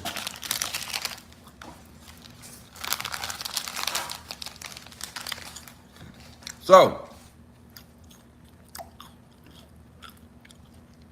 that was the first lecture, y'all, about Independence Day. Now you know what Independence Day is. That on this day, we was defeated by these fucking human beings and Pleiadians. And that's why they celebrate it. That's why it's called Independence Day. It has nothing to do with fucking Great Britain going to war with the 13 colonies. Because America is fucking Britain. The 13 colonies was fucking who? They were racist white motherfuckers, nigga. Fuck them titles, nigga. So you really believe that Great Britain went to war with their motherfucking self? Nigga, miss me with that whole story in the history books about the British are coming. The British are coming. Man, get y'all goofy ass out of here, man. The British are coming. And why you think they want us to pop fireworks on the 4th of July? In order for a firework to explode, what's the main chemical in it? Black powder, which is what? Carbon. And what are we? Carbon. Every fucking firecracker, nigga, they actually got weapons and projectiles like that. And they were used on that day to hurt us. They blew us up with all type of projectiles. That's why on the 4th of July, they like to celebrate by letting off fireworks. So they was letting off fireworks at our ass, nigga. Nigga, this shit get deep. Boy, they was letting them bitches off at our ass, nigga. So they always celebrate by letting them bitches off. That's why they celebrate. You know, black people, Latino people, we didn't know this. So we just celebrate every year with our family shit. And then to make it worse, then they want to turn around and feed us motherfucking pork and shit on that day. Knowing that some other shit is bad for us. Now they got us barbecuing. We letting off missiles and shit. Happy 4th, y'all, not even knowing what this shit about. Nigga, these people slaughtered our ancestors on this day, boy. This one they got this bitch from us all the way. Fact.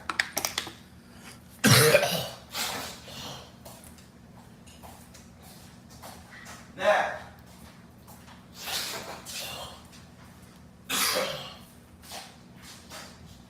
Now.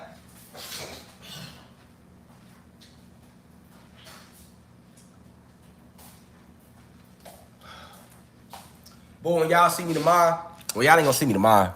Y'all will see me Tuesday. Boy, I'm gonna be so motherfucking healthy. Y'all like, damn, God got over it. Yeah, because I ain't got to get out here and meditate today. Drink that lemon juice, all that shit coming out. I feel a whole lot better already. Like, my head was hurting when I first got on here. What y'all like? My shit was hurting, nigga. My shit like, I'm like, man, let me go ahead. I gotta talk to my people, though, nigga. I don't feel pain. You know what I'm saying? Because I'm mentalist. So I move around that. I know the avatar is prone to going through different ailments because we in this third density. So I can't go around the laws of physics. I can bend them, however, but you can't break them. You got to work within them. You know what I'm saying? All right, so that was the first lecture. And I told Bay, look, Bay got mad at me earlier. She came outside. Matter of fact, I was meditating earlier. I forgot. But it's only for like 6 minutes, literally. That's why I feel like I didn't meditate, because I only meditated for like 6 minutes. And she came outside and she tried to give me a kiss. And I was like, nah, man, I can't give you no kiss. I got a little wop the woo to get over real quick. I know if I kiss you, shit, your ass go. Now you around here with the cheese. Boy, Bay ass them there gave my ass a left hook. She wasn't trying to hear nothing. I'm like, nah, Bay, it ain't even like that. Because she couldn't tell. You know, like, y'all couldn't really tell. If I wasn't coughing, I could still flip, jump, run. Like it's nothing like holding me back. You know what I'm saying? Motherfucker wouldn't tell. You know what I'm saying? If I'm not coughing this and that. But yeah, though. So look, that was the first. That was the first. Like yeah, she damn near left took my ass, y'all. She thought I was acting funny, nigga. Oh, you acting funny today, nigga? I can't get no lips. I can't get no juicy lips today. Better give me them big juicy lips, boy. Boy, you better give me them big juicy lips. That's what she said. I'm like, damn, baby, you gotta have some sympathy for me, man. I can't lay that thing down tonight. I'm gonna have to roll back and kicks it, chill. You feel me? I'm chilling. You gonna have to fall back. You be alright for a couple days. I gotta maintain my energy. You feel me? I'm trying to come and siphon my energy. You know what I'm saying? You know I'm recovering right now. You gotta siphon my energy, babe. You know I love you. I'm only talking shit like this because she's upstairs cleaning with my daughters, and I know she's not watching this live, and she's not gonna go back and watch it. So I can talk like this. I'ma just talk it up. We're gonna use our inside voices here, people, when we talk like this. Go to wife, happy life, y'all. We gotta use our inside voices. We gotta use our inside voices here, people. You feel me? Hey Tommy, he said do a live sober. Nigga, I'll never be sober, because I'm always high. I'm always on the high vibration. Why I wanna be sober for? Why I wanna vibe low for? I don't wanna vibe low. If you wanna motherfucking go to somebody that's sober live, go to they shit. Nigga, we get high in here, nigga. Feel me? You wanna hit this? Alright, we'll get your bitch ass out. Go to somebody else live, nigga. Shit, you know what I'm saying? And then he talking about sober. You bring me to this the intermission, y'all, because this a double lecture bonus today. That was 4th of July. We finna roll into the Larry Hoover lecture now. You see what I'm saying? So this the intermission. We can talk a little shit and smoke a little bit before we roll into Larry shit. And if we got a part 2 that we will. You know what we doing over here. And I got their ass good, didn't I? If I would have just attacked the 4th of July, y'all, they probably would have played with the video. But I just mentioned Larry, so they didn't see that first lecture coming out. That's time I have to start doing their ass, nigga. Put up. You feel me? I should make a lecture to say everybody should everybody need to go get the vaccine. That's gonna be the title of my next lecture, y'all. It's gonna say everybody need to go get vaccinated, for real. That's gonna be the title. That's gonna be the title. Nigga, we gotta get slick here, y'all. You hear me, y'all? We gotta get slick here. You feel me? I just don't be trying to lie to the people, y'all. That's the old me. I used to lie a lot. That's the old me, y'all. So, you know, I don't be trying to lie to y'all. You feel me? But it ain't really lying to y'all. I might have to lie to them. So don't take it personally like I'm lying to y'all. Don't let this affect me and you. You watching me, Reflection? I'm not focused on the 989. I'm focusing on you at home who's watching me right now. I'm just talking to you. You being here all the time. Don't feel like I'm lying to you. Don't take it personal. You know what I'm saying? Just know sometimes we gotta do what we gotta do. You feel me? All right. Now, I want to say something real quick because he mentioned do a live sober. That brings me into my next mini lecture. I'm finna make this a mini lecture. So now this is 3 lectures, y'all. I like this right here. I like this. And if you a blogger, please clip these 3 different lectures up for me. Title it. Rashad Jamal talks about 4th of July. Then title another one. Rashad Jamal talks about Sha'Carri Richardson. Then title the next one. Rashad Jamal talks about political prisoners. You feel me? I'm gonna let y'all do the titling. Don't follow my titles no more, y'all. I might say, goddamn it, the next lecture is about motherfucking Cindy Who takes on Whoville. While the Grinch is watching, you know what I'm saying? That don't mean that's what we gonna talk about. You feel me? Niggas gonna get on here like, Joe, why God say he got a lecture coming up on Cindy Who and Whoville? Like, I've been fucking with God for a minute, you know, and I can hang with him I done hung with him through tough situations. I done been with him through his ups and his downs now, but I'm gonna have to inbox, email him something. Why does the lecture says we're live in 7 days? Cindy Who takes on Whoville? What is reflection on? But when you come into the lecture, boy, it's gonna be about something totally, completely different. You hear me? For real, y'all. We gotta get creative, y'all. And then I'll just title it whatever and then tell y'all what the lecture about at the beginning. Or I'll put my motherfucking thumbnail on my motherfucking iPad just pull the camera and show y'all that this is the lesson about today. Don't worry about that title. So yeah, let me talk about Sha'Carri Richardson real quick too, y'all. Real quick, because he said do a live sober, so that lead me to my next thing I wanted to say. All right. So Sha'Carri Richardson, as we all know, was banned from running in her 100-meter final because she got caught getting high. That's what they say.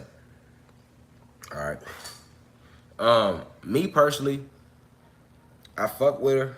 I fuck with what she had, what she was trying to do.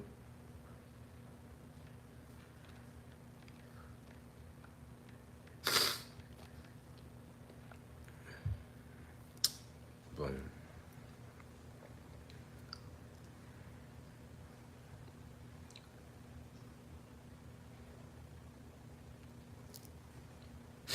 Mm-hmm.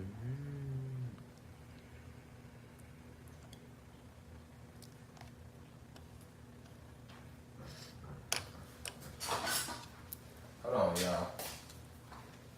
Bring the groceries in.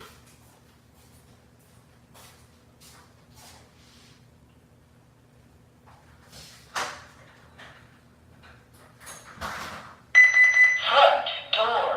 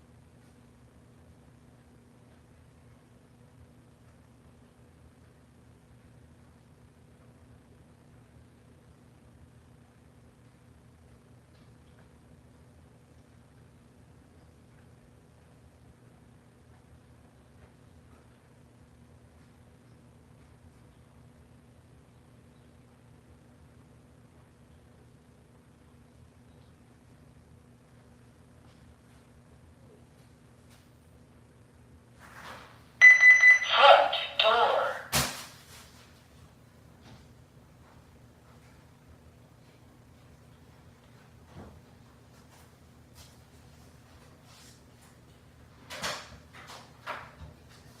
I got love for the nigga again.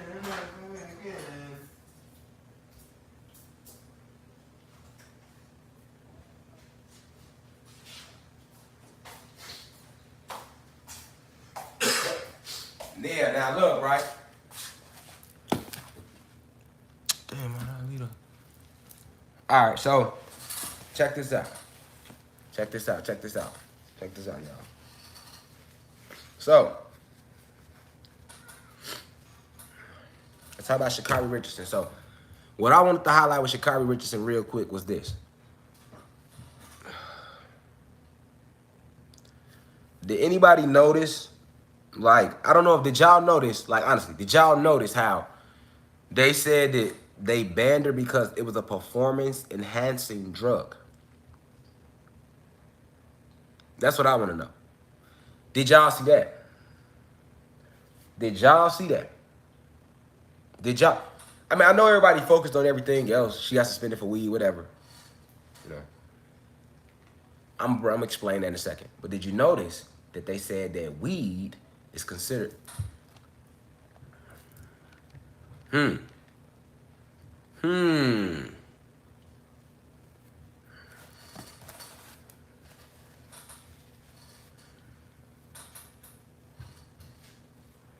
my brush go? Did y'all notice that though?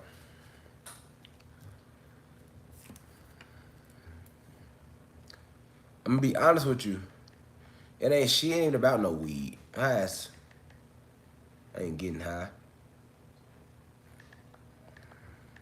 I'm gonna tell y'all what it's about.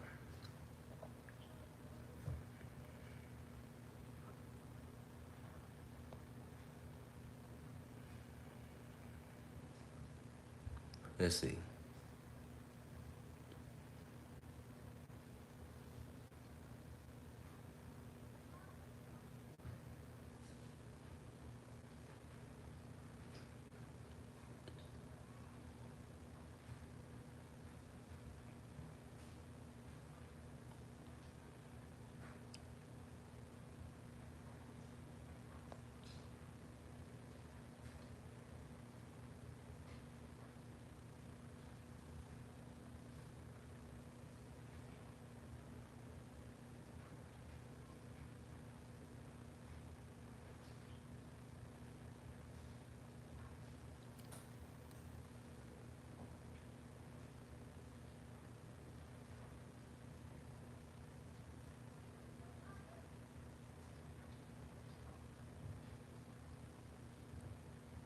Trying to just put an article up, y'all.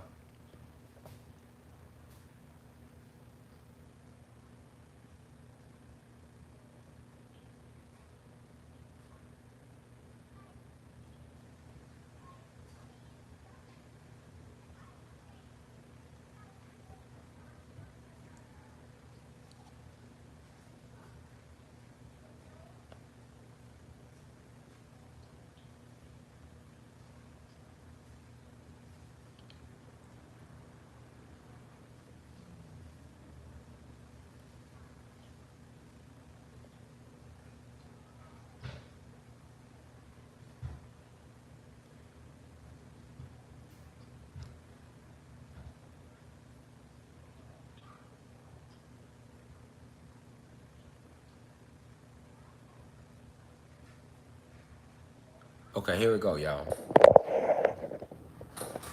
I want y'all to use your own intellect, y'all. Let's read right here. It says, hold on, y'all. Let's break this down, man. Let's break this down with my little wooden, with my petrified wood right here. A little back scratcher. So look. Well, it's complicated. USADA's page on marijuana explains that the drug is banned by the World Anti-Doping Association, whose rules USADA must follow because it meets their criteria. A, it possesses a health risk to athletes. I can see them saying that. B, it has to put, now this where they try to lose you at. Pay attention, y'all. They're not calling it a performance enhancing drug. That's not the way they wording it, but that's what they saying. They're not wording it like that, but that's what they're saying. Check it out. B, it has the potential to enhance performance. And C, it violates the spirit of sport. C and B is the same shit. All right? C and B is the same shit. Because think about it like, what you mean it violates the spirit of the sport? The only reason you saying it violates the spirit of the sport is if you believe it's something that's going to be performance enhancing. Like if a motherfucker took steroids. All right? So, they're letting you know right there that marijuana is a performance enhancing drug, y'all. Now, I want to zero in on that for a reason. Because many of you, I did a lecture on my website about cannabis and where it comes from. And you got to go on my website to see it, www.theuci.online. You hear me? Got to be a member to see it, but it's on there though. And, or you could just rent it. You could pay like $9.99 and rent it. But I got a video where I touched on cannabis. I talked about what planet it come from. I've touched lightly on it publicly, but I went into more depth detail on my website. And if you ever seen that lecture, it further lets you know that what I taught y'all about cannabis was true in marijuana. This is true. All right. When I told y'all where marijuana comes from and what its reason is for, it's true. Now, if she's high and she's running, yeah, she will have a more enhanced performance than others who not high. As an ex-athlete, I can tell you we used to go play basketball high all the time. And boy, you be hooping. Cause see, marijuana work like cannabis work like this. All right? Cannabis work like this. And this is why they made it illegal. This is why it's illegal. It's only illegal because of it has the potential to unlock the DEA within us as well. And it definitely helps to open up the pineals of the poor white people, which would then side with us. So weed is literally only made illegal because the shit actually helps you. You know what I'm saying? We make you focus more on what you're doing, honestly. Like, yeah, if you smoke a blunt and you just sitting there and you ain't doing shit, you gonna zone out. But anybody that smoke weed to tell you, if you smoke a blunt and then you go focus, you go do some shit, you're gonna be more focused on it, whatever you're doing. It's gonna be more intense. Well, that's why when people, you could talk to any street nigga. He ain't no intellect. He ain't kicking no history. Man, let that nigga hit the weed. He gonna sound like the smartest person he's ever been in his life.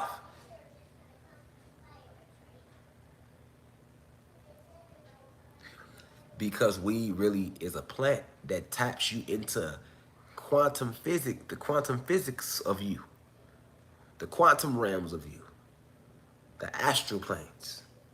Facts. Now, that's why it's considered performance enhancing, nigga. That ain't steroids. She ain't taking no steroids. All right? So I want to highlight that weed real quick with her. But I also want to highlight this. This is what happened with Sha'Carri Richardson so everybody can know. Did she ever smoke weed? No, nigga. She ain't smoked no motherfucking weed. I'm going to tell y'all exactly what happened. Because listen, she is naturally fast. She has tapped into her DEA. All right? So by her being able to tap into her DEA, she only 5 feet. So 5 feet, 5'1". So anybody that's sprinter tell you that the longer your legs is, the more ground you cover. So in track, they normally like the sprinters' bodies are normally tall and lean. Even on the female side, she's short to be a sprinter. If you ever watched her run, they always mention that. She's only 5 feet. She's going against all odds and be smoking their ass. She outrunning motherfuckers 5'10", 5'11". So you know how strong her legs got to be to outrun somebody taller than her, because her legs got to move more, because the long legs going to cover a lot of ground. Sha'Carri Richardson got to take 6 strides. Her 6 strides is 2 strides for another sprinter. Her 4 to 6 strides is 2 strides to another sprinter that's tall. So she was fucking the sport up. You feel me? You know, changing. Listen, it's just like my lecture I did on Mark Henry. The elites always go out their way to try to hide DEA. Anytime somebody taps into it, they hide it. Like, if an athlete tap into it and they can't control that athlete, they hide it. They made Mark Henry fucking retire from weightlifting at 22, 23 years old. And made his ass go wrestle just because he was going to wake up the world to how the fuck this nigga picking up 1,000 pounds? How you squatting? You feel me? That ain't no normal shit, nigga. Yeah, so that way y'all ain't gotta see me when I spin my little bottle and shit. But yeah, though, you know, that ain't normal. You could do that with me. Look, instead of the elites telling you like Rashad Jamal has tapped into his DEA, so he's able to see people auras, he's able to access other galaxies and realms of existence while still being here in the flesh, because he's tapped into his DEA. To the point where if he don't know how to do something, he gonna learn. See what I'm saying? Like quicker than the average person would, is not tapped into their DEA. The CIA, the FBI, the government, mainstream America, mainstream media will never say Rashad Jamal is a fucking genius, which I am. They wouldn't give me that because they can't control me. They have no hand around my neck.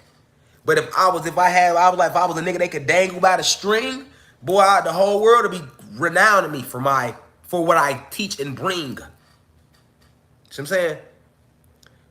They do that with y'all. They rather y'all go work for their businesses than work and then use your DEA, your deoxyetheric acid, which is what you came here to do. So to hide the DEA, you know what they did? Because she's not with look, when she running like that in college, she ain't got to sit down with them elites yet. She was just in college. But when she try to go to the Olympics, that's like trying to sign a record deal. If you an athlete, you try to go to the Olympics, you got to check in with them people. They don't give a fuck about your talent. You got to go check in with them people, man. Period. It ain't about your talent. Okay? So, she from Dallas. She come out of Dallas. You can tell she got some hood in her. But you can also tell she stand for something. She got pictures doing this. Shout out to Dallas. That's my third home. She got pictures doing this. And you don't see a lot of young guys her age doing this. Pay attention to what. So she already is aware she got something she stand for. They looking at her like, and the poster girl of the Olympics is Shelly Frazier Ann Price from Jamaica. She already sold her soul. So she would have smoked her. She would have smoked her in the Olympics. Sha'Carri Richardson would have smoked Shelly Ann Frazier Price from Jamaica. Feel me? They not gonna let that happen because Shelly Ann Fraser Price, although she's Jamaican, she sold her soul though. Ain't no chill out, bro. Nigga, you chill out. Get your bitch ass out my university, nigga. Fuck you mean? Because I'm telling you a motherfucker from your country sold they soul. You talking about chill out, nigga. I ain't just say fuck Jamaica, nigga. I said a motherfucker from Jamaica sold out, nigga. Just like his motherfuckers in America that sold out, nigga. If you was on live right now saying, man, Joe, it's a nigga in America sold out, nigga, I'm not going to throw no motherfucking American flag up and say chill out, bro. Nigga, I'm saying real shit. Shelly Ann Fraser Price sold her soul, nigga. And Sha'Carri Richardson haven't done it yet. So to prevent her from outrunning they poster girl, nigga, they motherfucking told her ass you can't race. And they created a narrative to let motherfuckers know her ass got high, so we ain't gonna let her ass run. Whole time her ass ain't get high. Shorty ass focused on track. Where the fuck you think she at getting high? And she's scared though. She's a goddess who's scared. Ain't nobody gonna speak up for her. So she just running with the shit like, okay, well, what y'all want me to do? Because I really want to run. She just lost her mom and she want to run. And that's how they get us. Just like rappers want to get rich. That's how they get us all the time. And I was hoping she didn't sell her soul. But I already know Sha'Carri Richardson is finna sell her soul because they already came out with an article saying that she won't be able to run in the 100, but she will be able to run in the relay. The fact they're letting you run, period, let me know you went on ahead and converted because your ass want to run. And that's how we lose a lot of our beautiful souls like that, y'all, every time. With that allure of fame and that allure of national attention. Look, Sha'Carri Richardson, I don't know if you watch my videos. I don't know if nobody in your family do, but I hope somebody that know you watch my shit. A lot of people watch me. I hope somebody that, this channel has millions of views. I hope somebody that know you watch my shit and you can see this little part of the lecture, man. Like, you don't need no Olympics to validate you, shorty. You a goddess. You naturally gifted. They don't want to let you shine. Fuck them. Do like I did. Fuck them. Just shit. Just stay running regular races then. You ain't got to go to Olympics. Smoke everything in the regular races. And then speak out against it. Go live. You got a platform. Look, y'all, real talk. Motherfuckers get down on me, Joe. Fuck all that taking, you know what I'm saying? Well, let me take responsibility and apologize, you know, for getting high.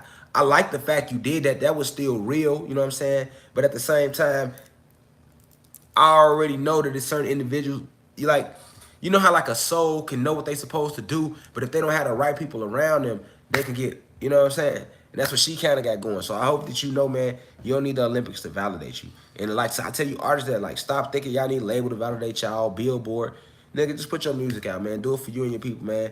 And that's what it is. Like, you don't gotta, you feel me, do that. And you also ain't gotta like use all your music to just try to tear the frequency down. Like, yeah, I know niggas dying in your hood. Rap about niggas dying in your hood. Shit, I will put that in my music too because it's something I've experienced.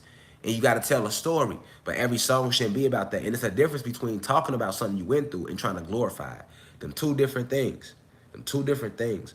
You know what I'm saying? So that's all I got to say about the Sha'Carri Richardson shit. We finna move into the main event, the Larry Hoover story, growth and development. Happy 7-4 day to all the guys that is in the university. You know what I'm saying? And happy 7-4 day to everybody with carbon in their skin. Because today, I'm finna tell y'all what Larry Hoover stood for, me being an actual outstanding member of the organization. Feel me? And that was given to me when I was in jail. Now technically I can retire because, you know, at 35 you can retire. I'm 34 in they time frame. Even though I'm not 34, I'm a timeless being. I'm just giving y'all a circumference of, you know what I'm saying? Like, me being a part of the organization, I was one of the people in the organization that I know niggas didn't know literature. Niggas never knew they lit.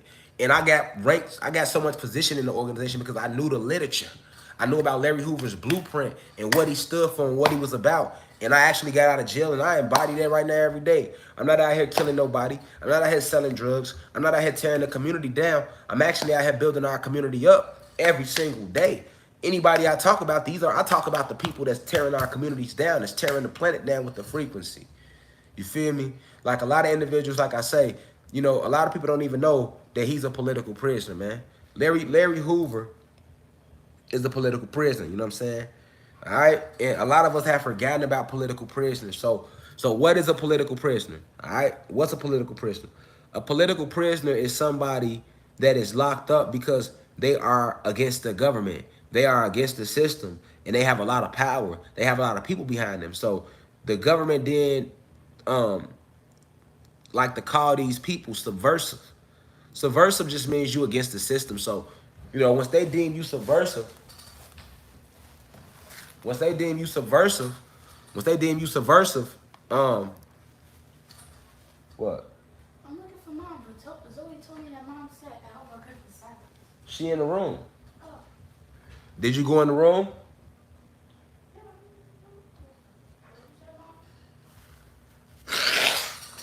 You couldn't have went in the room.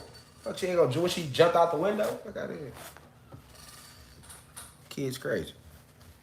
Now you ain't trying to look for mom.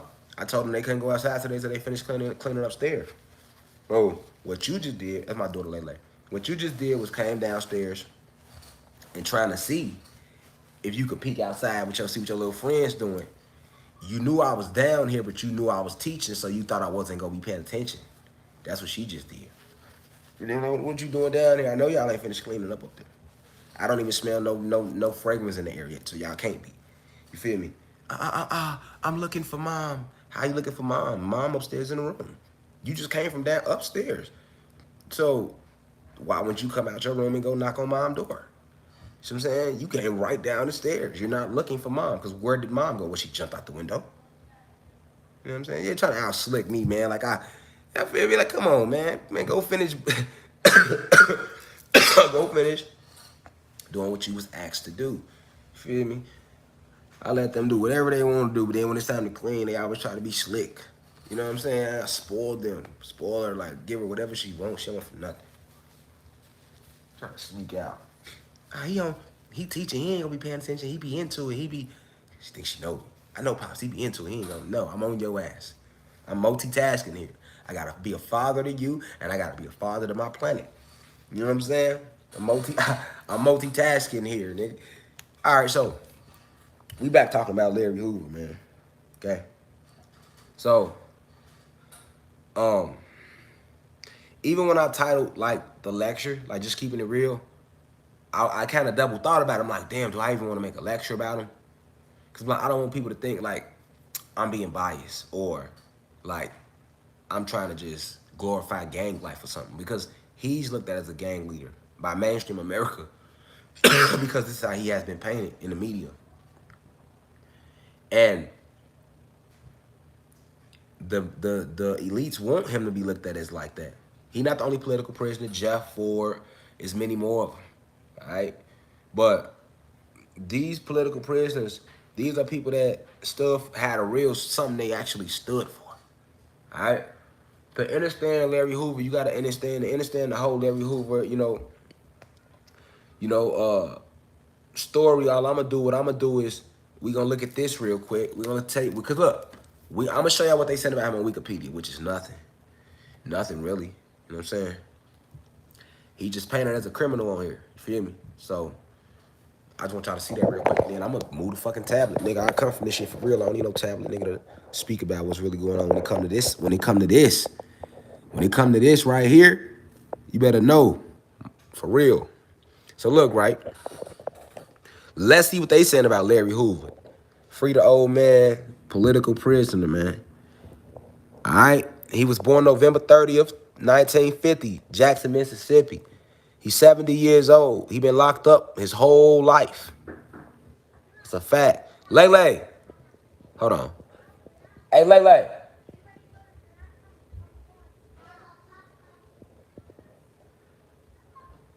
Yeah, Larry a God. They gonna find out today, though. Hey, go to that window right there and let them know you still cleaning. You ain't gotta.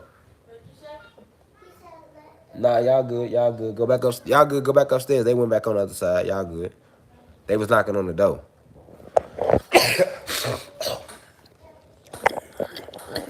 All right. So he aged 30. All right. He from Jackson, Mississippi. A lot of people think he from Chicago because Chicago is the headquarters of the GDs, which is the group he's responsible for. But he's not from Chicago. All right. And all real members know that as well. But Larry Hoover was born in Jackson, Mississippi. Shout out to Mississippi. You know what I'm saying? Shout out to the guys in Mississippi, too. Shout out to the guys everywhere, though. But these some of his nicknames. King Larry, Children, Larry Bernard, Larry Hoover Jr., Tyree Hoover. All right. Criminal status. Imprisoned at ADX Florence in Florence, Colorado. So let's click on this real quick so y'all can see where he at. All right. United States Penitentiary Administrative Maximum Facility. This is Florence, ADX. Okay. So ADX is where they send all of the harshest criminals. You know what I'm saying? Like all of your most famous, like Marilyn Manson. You know what I'm saying? Some of the most famous people you could think of that committed crimes are in ADX. Like, let me tell you something. I've been through the feds before when I was on federal extradition, right? I went through the feds.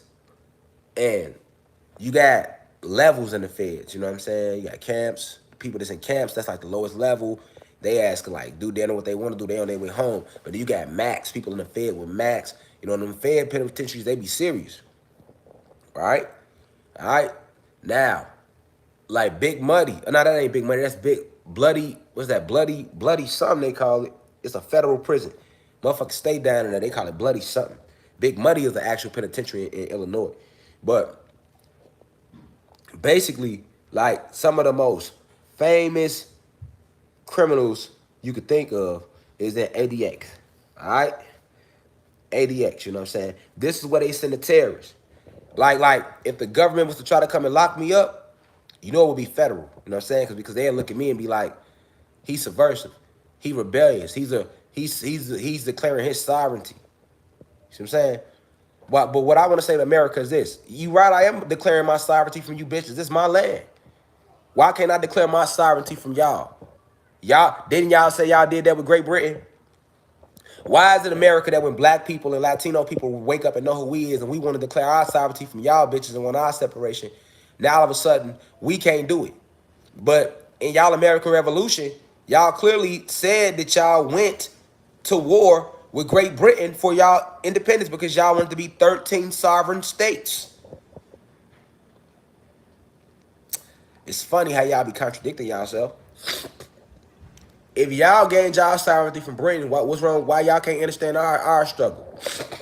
You see what I'm saying, y'all? That's why it's imperative to read history. That's why I showed y'all that early in the election.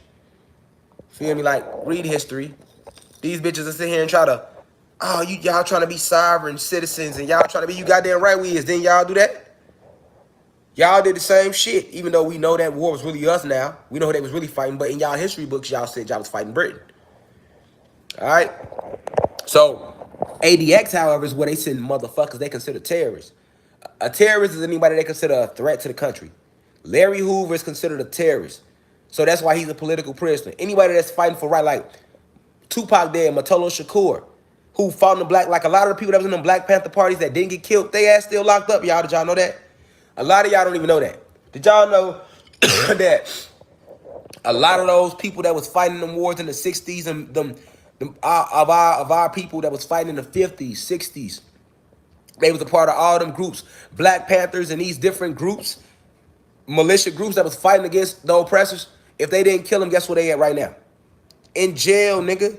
They locked up right now. Matolo Shakur is still locked up right now as a political prisoner. Assata Shakur, who's overseas in Cuba, is still deemed a political prisoner and is still #1 to this day on the FBI's most wanted list. Facts, like, that's why I always call the FBI and the CIA out. Like, man, I already know what it is. I'm waking my people up, so y'all gonna automatically feel like I'm a terrorist. So, fuck it. It is what it is with me. You see what I'm saying? Just know when y'all come, how I'm coming. It ain't gonna go like it went last time. Last time I came out with my hands up when y'all raided my shit. It ain't gonna go like that this time. That was when I believed that y'all was following the law. But when I found out that you bitches, the same motherfuckers who y'all got running down on us with guns, the motherfuckers raping our kids and all that shit, y'all ain't got nothing coming from me but motherfucking death and destruction, boy. Y'all ain't got nothing coming from me but death and destruction, boy. I'll never honor a law, nigga. Fuck I look like, nigga. Real life, that type of energy with me. For real. But yeah, though, look, so ADX, right? This is what they want to send me to. This is what they want to send me, y'all. Like anybody that's fighting for what's right. So ADX is where they send out they terrorists, and this is the worst. This is where you don't want to be. That's how they cells look. 3x5. You know what I'm saying? We was in 6x9s in jail. They in 3x5s. You hear me, y'all? Look at they cell, bro. And they ass under the ground. Look at they cell. They sitting here all day. Solitary confinement. This is where Larry Hoover at. This how the cell look, y'all. Then he got 2 gates inside his cell in front of the door. Y'all see that? This how he been living for the last 40-something years. Larry Hoover. All because he had a vision, y'all. So now that y'all know where he at, all right, and how they been mistreating him too. They been getting down on him though. Yeah, they been getting down on him dirty though. Look what he convicted for: murder, conspiracy, extortion, and continuing to engage in a criminal enterprise. Now, what's the criminal enterprise that they talking about he been engaging in? They talking about the gangster disciples. All right. So let's read real quick about Larry Hoover. As y'all can see, this what they saying about him. This how long his Wikipedia is. It ain't even that long. Y'all see it? They got the narrative painted about this black guy, what they want to be painted about him. Check him out. He's 70. They still won't let him out. That's how scared they is of him, because they know where his mind is at. You know what I'm saying? They don't fear him. They fear his mind. You feel me? Facts. All right? So check it out. Larry Hoover, born November 30th, 1950. Look how they label him, y'all. Look how they trying to tarnish his legacy. He died. That's his legacy that they didn't put on here. He's an American gang leader. First off, the Gangster Disciples is the only fucking organization that gets attacked like this, y'all. Y'all think I'm lying, don't y'all? Recently, they've been starting to do the Bloods. But let me tell y'all some real shit. Do you know that it was just like a bunch of GDs in Atlanta not too long ago? Maybe back in like 2017, 2018. They were indicted. And they ain't even really do shit major. Like, they raided all the GDs in Atlanta, right? They indicted a lot of GDs in Atlanta. Big indictment. Feds, right? And you know when that story came out, you know what was crazy to me? I'm like, it's crazy because I could see if they was in Atlanta on some big meat shit, the GDs in Atlanta, that they indicted and locked up. You know what I'm saying? Free KK. You feel me? But they wasn't. They was just doing basic street shit. And they still came down on them GDs in Atlanta. Why? Whenever you say you GD, you're a part of Larry Hoover. The elites already know Larry Hoover's vision because they got his blueprint. So they already thinking that just because you repping what Larry Hoover stood for, that your ass is, you know, you in Larry vision. The oppressor's not really peeping the game that most GDs are not in Larry Hoover's vision. They have no clue about the organization. All right? So they gonna live out the life they know. They gonna sell drugs, they gonna kill, they gonna do all that. They not thinking that when they say they GD and they go kill somebody, that the feds put that body on Larry Hoover. Honestly, Larry Hoover is literally doing 6 life sentences right now at ADX Florence. Majority of that is for what other motherfuckers did, because he ain't do all that shit. He been locked up since 1973. Larry Hoover has been locked up since 1973. It's 2021, y'all. You do the math.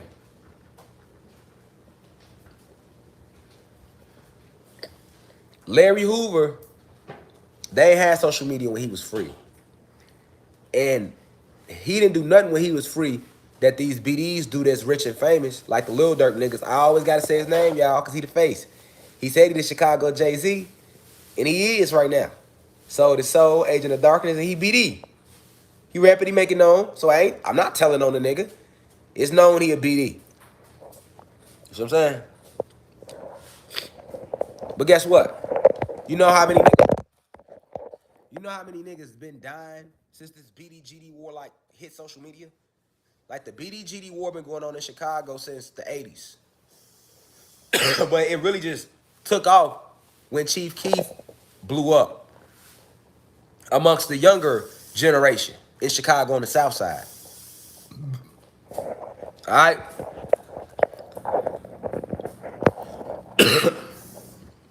What y'all mean to say? Y'all can't hear it? My finger ain't on no mic.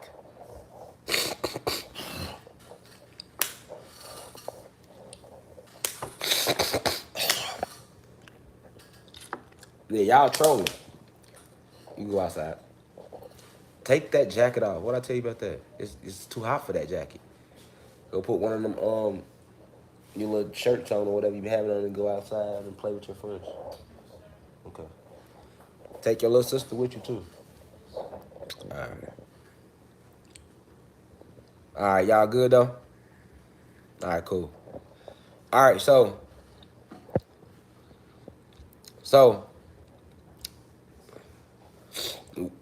what I'm trying to point out is like Larry Hoover ain't do none of this shit, right? But since Chief Keef came out, right? Chief Keef came out, he's a BD too. Chief Keef came out and that ignited a whole, it sparked the war because the kids started rapping. The youth started rapping about these murders they was doing. So you know when you put the shit in the song, like before Chief Keef came out, like yeah, people died, whatever. Yeah, that always happened, but nobody in Chicago was saying we was smoking on dead ops. You know how long people been killing each other in Chicago, and we never was that disrespectful. We ain't never be like, man, we smoking on people we killed or people that died. That was never us. Motherfucker died, they died. Got him, it's over with. Fuck him. You go on. But when Chief Keef came out, it was a different energy. And then you had another GD kid rapper named JoJo from Chicago that came out with a BDK song. And that only intensified the GDBD war. And that was 2012 we talking. So since 2012, you can officially say in a new era, the BDGD war reignited in 2012. And that's when that also ushered in what's now known as the drill scene in music and in Chicago. Yeah, they be up there drilling. Like, all that came with a certain sound. Okay? But I want you to notice something. Do you know how many motherfuckers died? Y'all just don't have a clue. You don't have a clue because you're not from Chicago. If you from Chicago, you know what's going on. Do you know how many people didn't died, like, honestly, in the streets of Chicago since the BDGD war started in 2013? Like, literally, majority of the people that started that wave, they ass is dead or in jail. All right? Why am I mentioning this? Because you ain't gonna see Lil Durk and them niggas getting locked up and getting 6 life sentences and getting hit with every fucking body that got killed for what he rap on his songs, do you? Because he sold his soul, he working with them people. Y'all don't hear me though. Let me say that again.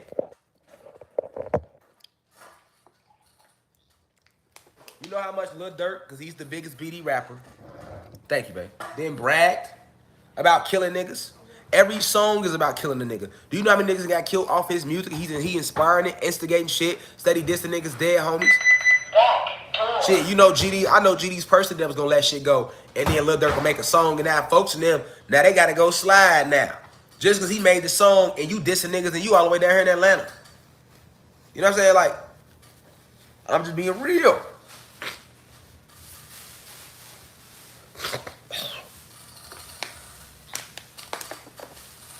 I'm just being real.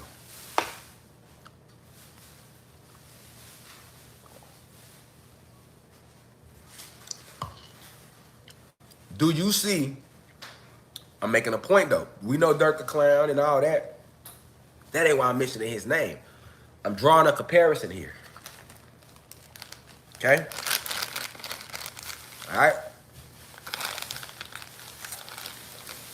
Just listen. Well, I'm making a point here.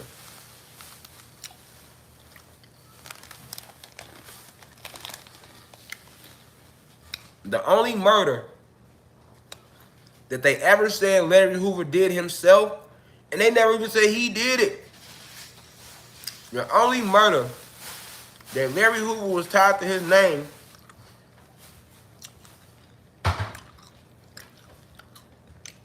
was when a 19-year-old kid named Pookie got killed in Chicago. February 26, 1973.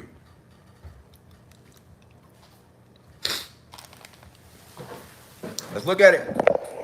Y'all might not know that. For all of y'all thinking Larry Hoover some murderer, nigga, he ain't murder nobody.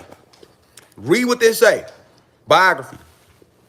On the evening of February 26, 1973, William Pookie Young, a 19-year-old neighborhood drug dealer, was abducted and later shot to death in an alley near 68th and Union in Chicago's Inglewood neighborhood. Okay? Y'all pay attention now. It gets interesting here.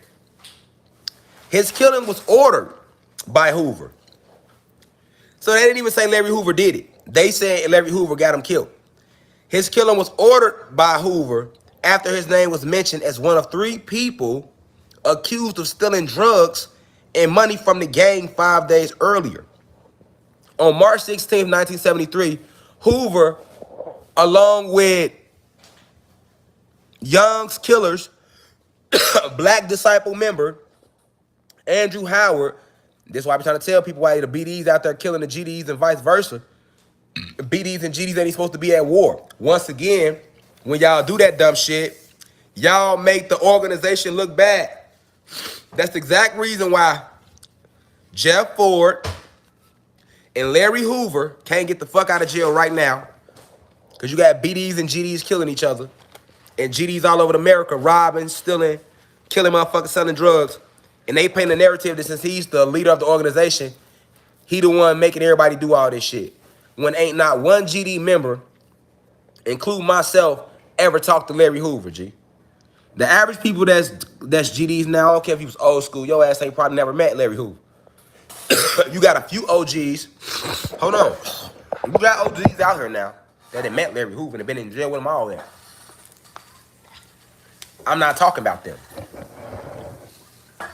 The point I'm making is the average youth. I was born in 1986. I'm GD crazy. Growth and development. BGDN. That's what it is for me. Growth and development. That's what I stand for. That's GD. I ain't never met Larry Hoover. That man been in jail since 1973. I wasn't even here yet. That's the point I'm making. And even if you an OG, unless you was in jail with him or you really ran up under him, you probably never met him. And definitely if your ass 25, 21, you definitely ain't met him, heard him. And not know for a fact, you probably got certain few members that's still keeping up with him. Majority of them people ain't reaching out to Larry Hoover and keeping up with him and all that. You feel me? Because if they was, they'd be trying to help get the streets together then. They really, all right? They'd be trying to really push the real vision. Okay, he locked up. That'll stop other members from pushing the real vision, though. He locked up. Most members ain't pushing the real vision of unity and growing and developing. And when you say on the boss, that means brothers are the same struggle, nigga. On the boss, niggas. What's the boss? Nigga. Feel me? What's the boss? You feel me? Because in order for me to really put Larry Hoover's story in a function, I gotta go into that literature a little bit and what he stood for. That's the only way you're gonna find it at. You're not gonna find that shit on Wikipedia, nigga. On here, nigga, it clearly says Larry Hoover was locked up for ordering him and a BD supposed to got a 19-year-old killed. That's the murder that got Larry Hoover locked up. And he's supposed to get out in 95, and then they hit his ass with a RICO Act. Saying that he was the reason all the GDs was killing motherfuckers and everything they did, they basically tied it to Larry Hoover. They had wiretaps on him when he was in jail. I mean, none of this is on Wikipedia. This is what I know because I'm a real member, nigga. You ain't gonna find what that on Wikipedia. Matter of fact, let me close this now. I said what I had to say. He got 6 life sentences. He in ADX. I don't even want to put the laptop in front of me no more because I ain't even trying to play like that. I'm a real life member here. I don't need none of that shit in front of me to speak about the old man because I'm really in the vision when a lot of people that represent us is not. Niggas pose, niggas imposters. And they be in their 40s, 50s, way been here longer than me. Facts. Niggas ain't out here talking. Niggas ain't out here trying to grow and develop. Niggas ain't out here pushing the vision. None of that. Motherfuckers focus on they self. You see what I'm saying? But that ain't what Larry Hoover stood for. You feel me? Like, in the beginning, before he even came up with GD, he was one of the original Black Peace Stones. Running with Jeff Ford, who was another political prisoner. But I'm not going to go too much into Jeff Ford because I got him coming up on another lecture of political prisoners. This lecture is strictly about Larry Hoover and growth and development. And I see some people commenting like, talk about this, talk about that. Look, with all due respect to you, stop saying dumb shit like that in my university, G. I decide what the lecture topic is for the day. If you feel like you don't want to join that lecture, just don't watch it. But don't come in this motherfucker and be like, hey, talk about this. I'm not talking about that right now. I'm talking about this right now. That's gonna be a lecture for a whole nother day and time. It's a time and place for everything. Today is 7-4 day, so we done talked about independence, and now we're gonna talk about 7-4 as in this growth and development. And a political prisoner that the world need to know who's a political prisoner who's being treated unfairly. It hasn't been treated unfairly since 1973. Fuck is you talking about? And all these fake ass little imposters out here claiming to throw these ranks up and they don't know what it means. Nigga, don't throw these guns up if you out here killing your own people. Don't throw these guns up if you out here selling drugs to the people, nigga. That's still killing your people, nigga. Now, if you did it before, you supposed to let that shit go. Cause nigga, that's number 2 in Larry Hoover's vision. No drugs. Did y'all know that? Did y'all know that though? Y'all wouldn't even know that though, cause most of America don't know Larry Hoover's true vision. But the feds know because they got a copy of our blueprint, nigga. We don't do no stealing, no robbing, no lying, no cheating, no rape. That shit not 1 through 16, man. We got real life lessons in our literature, man. This shit is about really getting through life. This shit ain't got nothing to do with no gang banging, man.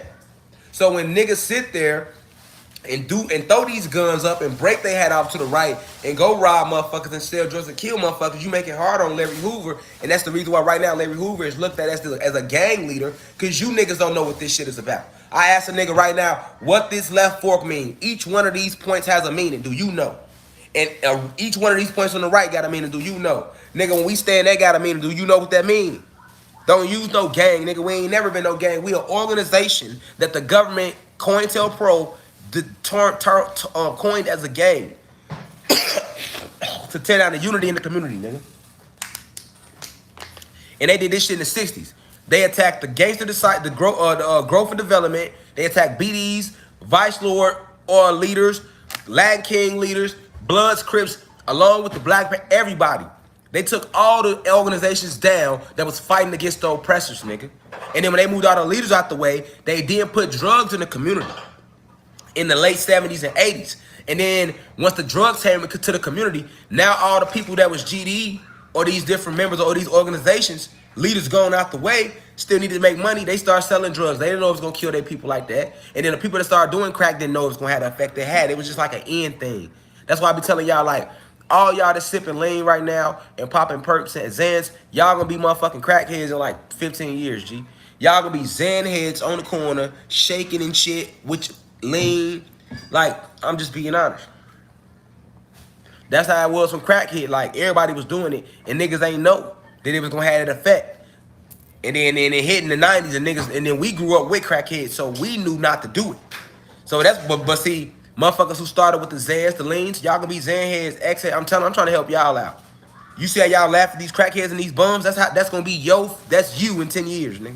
If you do pills and all that shit. I'm telling you, if you don't stop. I'm just gonna be a real OG, nigga. I ain't gonna never lie to you about nothing. Alright, so when they ushered drugs into the community in the 80s, with no leadership, you kill the head, the body will fall. You know what I'm saying? Alright, so they killed the head, now the body gonna fall. Now people selling drugs just for money. But once money start getting in the way, now gangs start warring with each other for the money, and that's where all your gang wars of the late 80s and 90s come from. That's when gang banging really started, nigga. Gang banging started in the 90s, nigga. Niggas wasn't gang banging in the 70s and the 80s like that. Mid 80s going into the 90s, especially 90s, and then the mainstream America, that's what they wanted anyway, so they promoted it with movies like Colors, with movies like South Central, with classic movies like Boys in the Hood, Juice. All that shit was to promote the gang lifestyle culture to my generation, which is why the fuck I grew up fanning shit down, wilding out in Chicago. And many more like myself. Until I remember who I was. You feel me? Who the real enemy is. That's why I tell all the gangs in America, like, it's time to unite. Like, nigga, y'all ain't gangs, y'all organizations. And if you look into your organization and what it was about, it started from a positive and it stood for something. Crips, community resistance and progress. Blood, meaning we protecting everything. They got the same blood we got as a Nunakais. Nigga, as black people, as Latino. Come on, man. GD, what GD mean? To grow and develop. Nah, we ain't no gangster disciples, nothing, nigga. We grow and develop. That's for everybody in life, nigga. That applies to everybody. BD, ain't no black disciple, nigga. BD's better development, Lil Durk. Why you misleading the multitude, nigga? That's why I don't like Lil Durk, y'all, because I'm a real GD and he claimed to be a real BD, but he got all this influence and he got BDs and GDs warring. More because of the shit he owned when he could easily stop that shit. When FBG Duck was trying to squash the BGD GD war in Chicago, even though he lost his brothers and homies to the shit, that was real growth and development, man. Happy Transcendence to Duck. That's real, man. That's why I don't fuck with Dirk and them like that. It's like, fuck them whole nigga, fuck that nigga. That's why I be like that, y'all. And then he be killing people around him and all that phony fake shit, that agent of darkness and keeping all the chaos going. But y'all go look up what's going on in Chicago. You see mamas out there crying and people out there hurt behind their kids getting killed. But guess what? What keep that violence going? The music, nigga. That's why I changed my music. That's why I said if you rap, nigga ain't nothing wrong with rapping. But how about when you talk about ops, you can still rap about ops. You can have your gun say fuck the ops, but let the ops be the cops. That's all I've been preaching. Let the ops be the cops. Nigga, you can rap BD, you can rap GD, you can be Vice Lord, you can be Stone, you can be King, you can be Crip, you can be Blood, whatever tribe you came from out them streets, rap it. And if you ain't come out them streets, don't rap that, be you. But I don't care if you came out the streets, I don't care if you went to college. At the end of the day, we all got the same genetics, and we got one opposition, and that's the elites, and they frontliners is the police. That's what we gotta knock down. Them the frontliners, nigga. These police out here killing us, doing us dirty. Dirty, dirty, dirty. So I don't want to hear none of that. Oh, he said get out. Yeah, niggas, fuck the police. I feel like that. Because of what they do to us every single day. I'm not going to let y'all kill me, nigga. Y'all not going to kill me and say it was an accident. Nigga, I'm going to take y'all bitches with me, nigga. A whole lot of y'all. Ain't going to be no, oh, well, it was an accident. I'm not even going to give y'all that type of chance to play with me like that. Why you think I said don't even pull me over, G? It's going down. I'm a revolutionary. I come out here every day ready to, like I know it could be my last on the rim, nigga. I'm a revolutionary. I'm waking my people up. That's all I'm really doing. But they send me death threats all the time. Government, nigga. You think they don't want to lock me up? You think they ain't gonna try to come up with something down the road, try to lock me? It ain't gonna never work though, nigga. I'll never go back to jail. I ain't did nothing. I'm a sovereign being. Y'all country, y'all laws in this land don't apply to me. I'm a sovereign being. And I don't need no paperwork to validate that, nigga. I don't need America to validate that. Larry Hoover don't need y'all to validate him being a sovereign being. That man ain't even did nothing. Y'all said he did something. He didn't even get locked up on the original murder like he did it. They said that he had a motherfucker somebody else do it. But the last time I checked in Chicago, even if I did hire you to do a murder and the police find out, nigga. You feel me? And we talking about, he caught this in 73 when they was giving niggas 10 years for a murder. Why is he still in jail? It ain't like they said Larry Hoover killed 25 people himself. They ain't got one article saying Larry Hoover shot nobody. So how the fuck he end up not getting out? Then 93, 94, 95 come, you just go lock up a bunch of GDs who you know ain't really GD. Because they out here doing other shit that don't represent him and put all that on him and use it as a reason to give him 6 life sentences so that he can never get out. Because you fear the power of what Larry Hoover stand for, which is growth and development, black unity. Nigga, when we say on the boss, that ain't gangbanging. When we say on the boss, a real member, no. Boss means brothers of the same struggle. For those out there in America that don't know what Larry Hoover stood for. Let a real one tell you, nigga. When we be like on the boss, nigga, BOS, brothers of the same struggle, nigga. What's our struggle? For educational, economical, political, and social development. That's Larry Hoover vision. Tell his real vision. Tell his real vision. You hear me, nigga? And don't no GDs hit me up saying, oh, man, you bogus G. You was on live spitting literature, nigga. I don't gangbang. They not a GD help me at all, nigga. The GDs turned on me because they not in the vision. When I was in jail, GD snaked me. When I was in the streets, I caught my first degree attempt murder on a GD. Nigga, so can't a GD tell me shit unless you really one of the guys and you gonna already know what vibe I'm on, nigga. There's no way to really present the old man, the honorable chairman, as the real God that he is in the political prison he is without speaking about his literature, the shit he wrote down and his vision. It's impossible, nigga. It's impossible, nigga. Fuck out of here. I ain't trying to hear that shit, nigga. Don't hit me up like we got a treasure box, nigga, like niggas throwing sessions and shit. I ain't trying to hear that shit, nigga. Because if you ask me, I'm the realest GD out here, nigga. I'm actually for our people, which was his real vision, nigga. Really growing and developing, nigga. You feel me? Really pushing that struggle for educational, economical, political, and social development, nigga. I ain't trying to hear shit. That's why when they be honor, respect, and niggas be all, niggas be acting like they GDs. They be all clicked up for views, and niggas be rapping, and they be looking like the real, them niggas ain't no real GDs. Them niggas ain't us. Them niggas imposters. Pull them little niggas to the side. What that right fork mean? They ain't can't tell you. What them 5 P's mean? Let me hit a owl. Let me hit a duck. Let me hit a I pledge. Let me hit a we. Let me hit a we the willing. Let me hit a golden rule, nigga. Come on, they can't do none of that. They can't do none of that, so I ain't honoring none of them. Fuck is you talking about? You feel me? And if you really one of the guys, then you gon' fuck with me because you see clearly through me that I'm in the vision. That's what all this is about. The vision, nigga.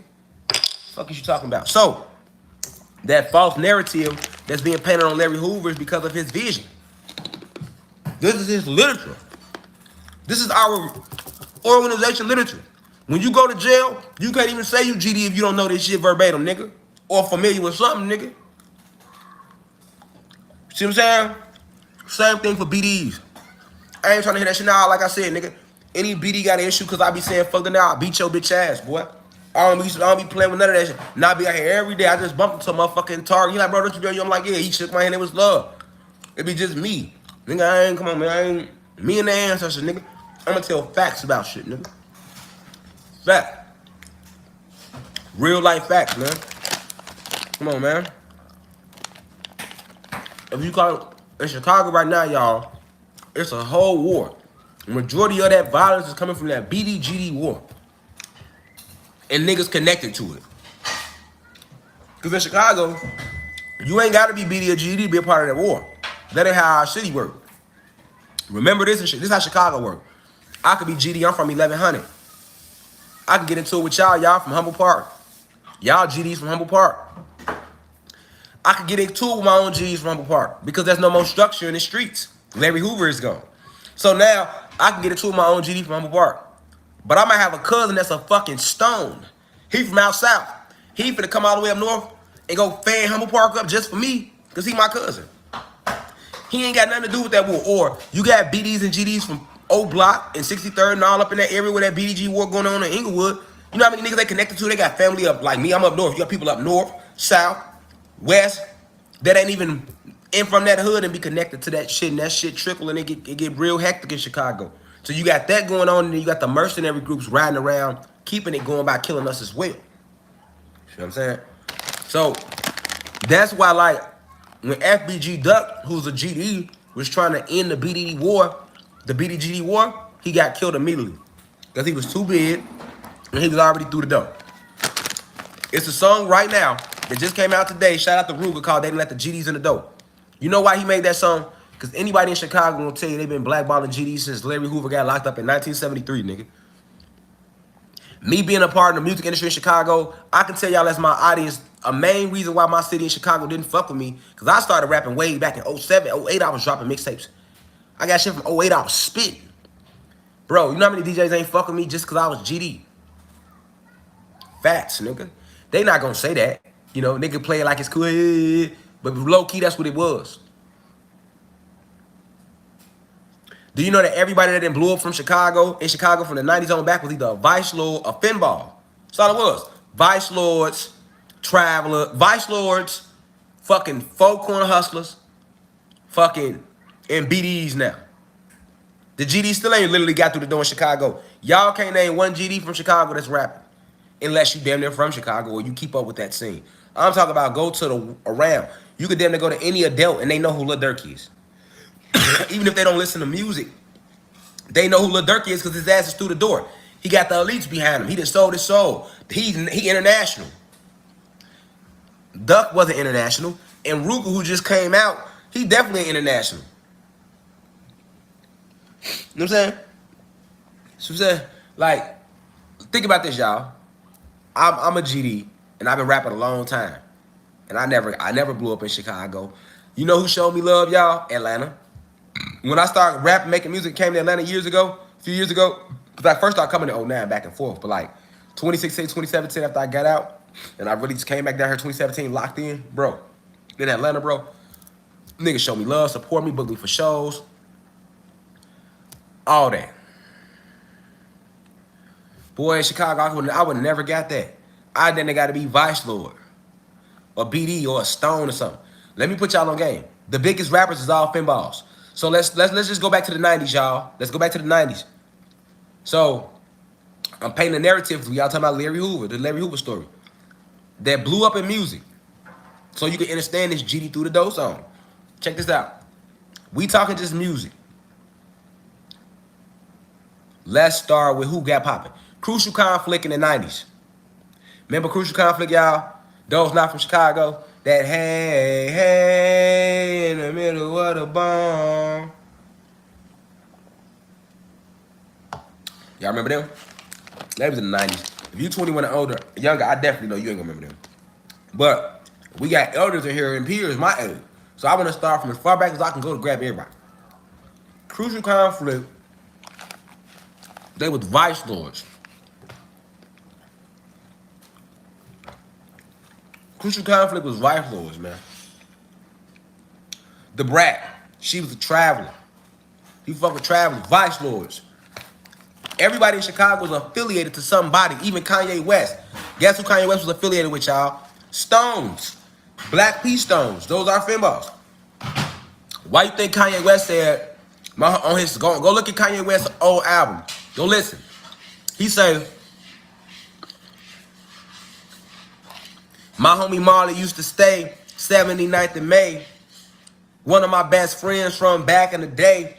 Down the street from Calumet, a school full of stones. They nicknamed me K-Rock, so they'll leave me alone. Bull jacket with his hat broke way, y'all.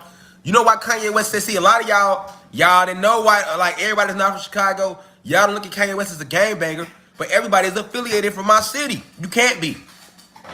You cannot be from Chicago and not be affiliated. You affiliated to somebody, boy. You got family members that's a part of that mob, and that's what you affiliated with. See what I'm saying? So when Kanye West said that line, I'm just making a point. Like Kanye West, he blew up. He was affiliated with Blackstones. Who else blew up? Lupe Fiasco. Guess what Lupe Fiasco was affiliated with, y'all? Four Corner Hustlers. I don't give a fuck how. Don't let them glasses fool y'all. When Lupe Fiasco came out, he could rap his ass off. He had talent. Kick push was hard. All that. Shout out to Lupe. But guess what he was, y'all? A Four Corner Hustler from out west, boy. Facts. I'm making my point. And no GD ever blew up from Chicago. None of them, nigga. And it's some talented. I'm talking about. Listen, man. To be honest with you, the GDs got some of the most talented artists you will ever hear in your life. That's a fact.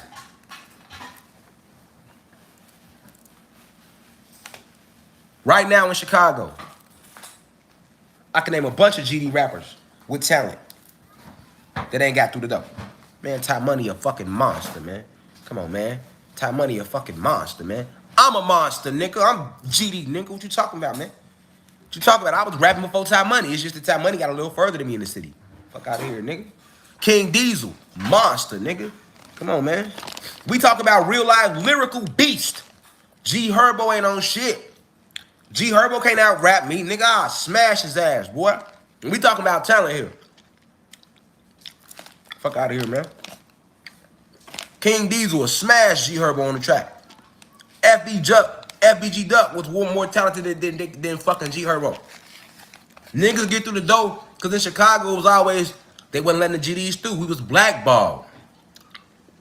Because of the way, just not the city, but the way the government looks at Larry Hoover. They know what he stand for. So that's why even when you say you GD, even if you don't rep the real GD movement and do it the right way and live out them laws, that ain't how the government looking at you. And Chicago got gatekeepers. All your little local niggas that be like local legends, but like they don't blow up. Every city got it. You notice that every city is those local legends who don't never blow up. Every city got those. Chicago do too. And these are the ones that's responsible for making sure that don't nobody else get through the door but motherfuckers that's not GD. And that's how it been. When we go into the 2000s, the best rapper come in Chicago in the early 2000s was Bump J. He got signed, but what was he? A Four Corner Hustler. The next big rapper in Chicago after Bump J was Bo Deal. He ended up getting signed with Gucci Mane and Brick Squad, and he brought a lot of them to Chicago, and you know what I'm saying? He opened up a big door for Chief Keef and all them. But what was Bo Deal though? He's a vice lord. All right? We can say, you can't even say King Louis, because King Louis got a fucking record deal, and we never heard from King Louis again. Although he GD, you never heard from King Louis again. He got his record deal with Epic, and we ain't heard from King Louis since. So he never blew up. He not putting on for the city. He not dropping consecutive crispy classics like he could every fucking year to keep Chicago up there musically. No, he ain't. He made his money, got his teeth fixed, and went and sat down somewhere and chilled out. Come on, man. Fact. Hell now, who was left? Only motherfucker you had left was FBG Duck. Famous Dex is a GD, but once Famous Dex blew up, Famous Dex moved out to LA, stopped rapping, stopped even being a part of the organization, stopped fucking with his day ones. He went out to LA and became a motherfucking skateboarder all of a sudden. You know what I'm saying? Like, that's not even who Famous Dex was. He was a street nigga from Chicago. Then he went out to LA and sold his soul. Now every time you look up his ass in and out the rehabilitation center. That's what happened when you go out there and sell your soul. I'm trying to be somebody you not. You know what I'm saying? So he don't count. He gone. He out the way. Now name another GD nigga that blew up. You can't. You can't, nigga. Now, let's move to the next big artist that came after motherfucking King Louis. Chief Keef. Chief Keef blew up in 2012, 2013. What was Chief Keef? BD. Chief Keef, BD, he blew up. Who blew up after Chief Keef? Lil Reese. What's Lil Reese? Lil Reese is... They better not run up in here. Or I'm screaming. Yeah, though. Lil Reese is BD. The next rapper to blow up after Lil Reese is Lil Durk. And Lil Durk is BD. Y'all see how many rappers I done named? That ain't no coincidence, y'all. I started the 90s. We at 2013 now. Still ain't no GDs in the door. Like niggas don't exist in the city. Niggas more GDs than anything, nigga. GDs everywhere all over the fucking country, nigga. GD the biggest gang in America. Biggest organization in America next to the fucking Bloods and Crips. And really, Bloods and Crips is not bigger than GDs. You know why Bloods and Crips don't outnumber GDs? Because Bloods is broken up into a million different gangs. You got Pyru Bloods, these type of Bloods. Crips is a million different gangs. You got these type of Crips. Nigga, GD just GD, nigga.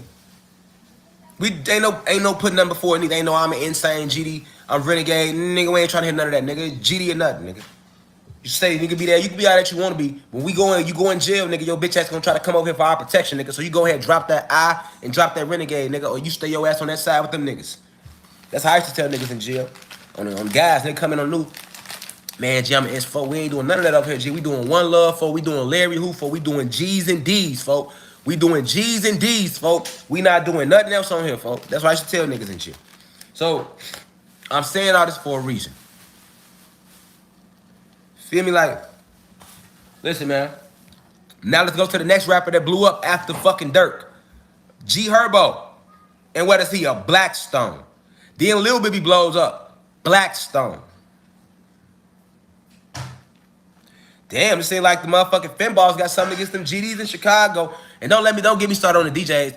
DJ Ferris, them niggas Finball affiliated. Mickey Halsted, G Herbo manager, them niggas Stones and Finball affiliated though. It don't matter if Herb EBK's ass still a Blackstone. See, that's how I know y'all never been in jail. And Lil Herb ain't never really been in jail. Them niggas went in there for a few months and got out and was rapping. Real street niggas know. Because jail is about how it really supposed to go. You got all the real OGs that ain't never getting out in jail. Out in the streets, niggas, right, niggas everything in the streets.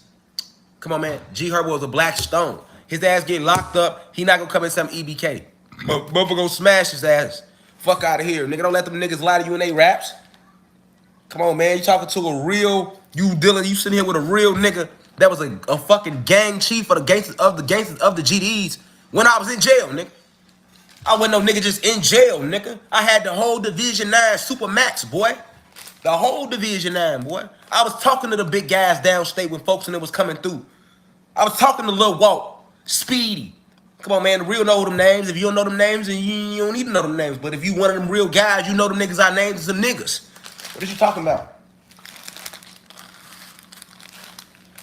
I ain't trying to hear that EBK shit. Then you just hear me say this like a GD coming in talking about some, he insane till he get his ass in jail, nigga. You gonna drop that eye, folks. Or we gonna beat your ass, G. Or you gonna go on that side. You ain't gonna throw these up, G, and talking about you putting no eye in front of nothing. You can do that shit when you get out of jail, nigga. Not in here, nigga, where it's real at. That's how it go in jail, nigga. So if G Herbo go to jail, he ain't finna come in talking about some. They what you? He come on the new. He come on the new. They what you is? Oh man, I'm EBK. Nigga, that's your clique in the world. Nigga, what you is, nigga? I'm Black Stone, nigga. That's what he gonna say. Up Black Stone, that mean Finball rolling. You go over there with them. We got a box for you, you good. You good, Mo. Because he a stone, man, you good, Mo. That's what they gonna tell him, you good, Mo. I come from this shit. You niggas just living on the internet. Vicariously through niggas like Lil Durk Lines. Fuck out of here, nigga. Them niggas living through these niggas' lines, boy. I smack the shit out them niggas. And them niggas know. Fuck out of here. That's why I don't respect them, because I'm sitting here enlightening our people every day. And then you got dumb shit like that be going on. You know what I'm saying? So I don't respect it. You know what I'm saying? So at the end of the day, now after Lil Bibby, who's the next rapper? Who can you name? Ain't none of our Dreezy and them out. Dreezy don't count. Tink don't count. Who you gonna name from Chicago next?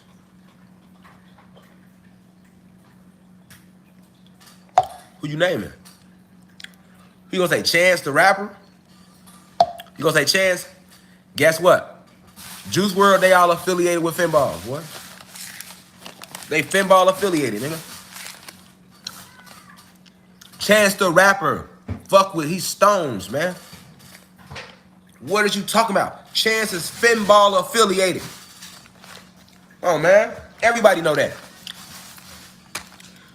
Young Pappy woulda blew up, but his ass is dead. Lil JoJo, dead.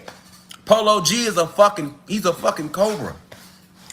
He's another Finball. Exactly. Polo G, the biggest rapper from Chicago right now. Him. Look, it go Polo G, G Herbo, Lil Durk. It don't get no bigger than them three names in Chicago. And all three of their asses Finballs. Motherfucker said Lil Folk, Finball. Lil Folk called Lil Folk because he a folk on a hustler. Right, y'all just further making my point. Thank you for reminding me of how many niggas is Finballs around this bitch. Twista, Finball, Vice Lord affiliated, nigga. Niggas ain't gangsters. Niggas not GDs. They not the folks. So I'm making my point about the guys. That's why Ruger made a song called They Didn't Let the G's in the Dope. Common is Finball affiliated. He fuck with Black Stones. Go listen to Common old music. Black Stones, you know what I'm saying? That's why Common's so positive in his music, because Common actually is in Jeff Ford's vision. Jeff Ford, the founder of the Black Stones. The Black Peace Stone Nation was another militant movement that they tried to make like it's a gang today. G Herb, well, them niggas don't represent Stones, right? Real Stones, I fuck with real Stones. Real Stones, they know all about the Moors and shit and all that, because that's a part of their literature, nigga. G Herbo don't represent no Stones in no correct fashion, nigga. That ain't what Jeff Ford stood for. Jeff Ford would have never been EBK with his own. Just like somebody said, G Herbo was EBK. Right, what does EBK stand for? Everybody Killer. EBK in Chicago stands for Everybody Killer, nigga. How the fuck can G Herbo say he's a Black Stone with millions of followers while Jeff Ford sits riding an ADX with Larry Hoover, and Jeff Ford would have never said that? Jeff Ford would have never said he was EBK with his own people, nigga. Jeff Ford was Everybody Killer with the fucking government, boy, and I'ma say that for fucking when I do my lecture on Jeff Ford, nigga. So that's my point I'm making. Niggas is out here pretending to be us, and they not us. Niggas are pretending to be BDs, they not us. Lil Durk is not no depiction of no real BD, man. A real BD, nah, I can't respect Take 600 no more, and I'm gonna tell you why. A real BD, and I ain't never mentioned Take 600 name. I actually have respect for him until I seen the video. I ain't. But look, real BDs know that BD stand for better development. So they're not out here trying to kill GDs, and they're not out here trying to kill their own people. They're trying to better. They going there. They're after better development. They're not thinking like Black Disciples. They are after better development, which is what BD really stands for right now. Come on, man. Niggas is imposters on the internet. Right. Stone say all is well. Who is the all they talking about? We the all. Who was the all Jeff Ford was talking about? His people. You know what I'm saying? We the building blocks. That's why stones had bricks. Y'all had stones. Because you need stones to build. Jeff Ford was again, man, like I said, I'm gonna say Jeff Ford so crucial with it too. I'm gonna save his for when I do it on him. But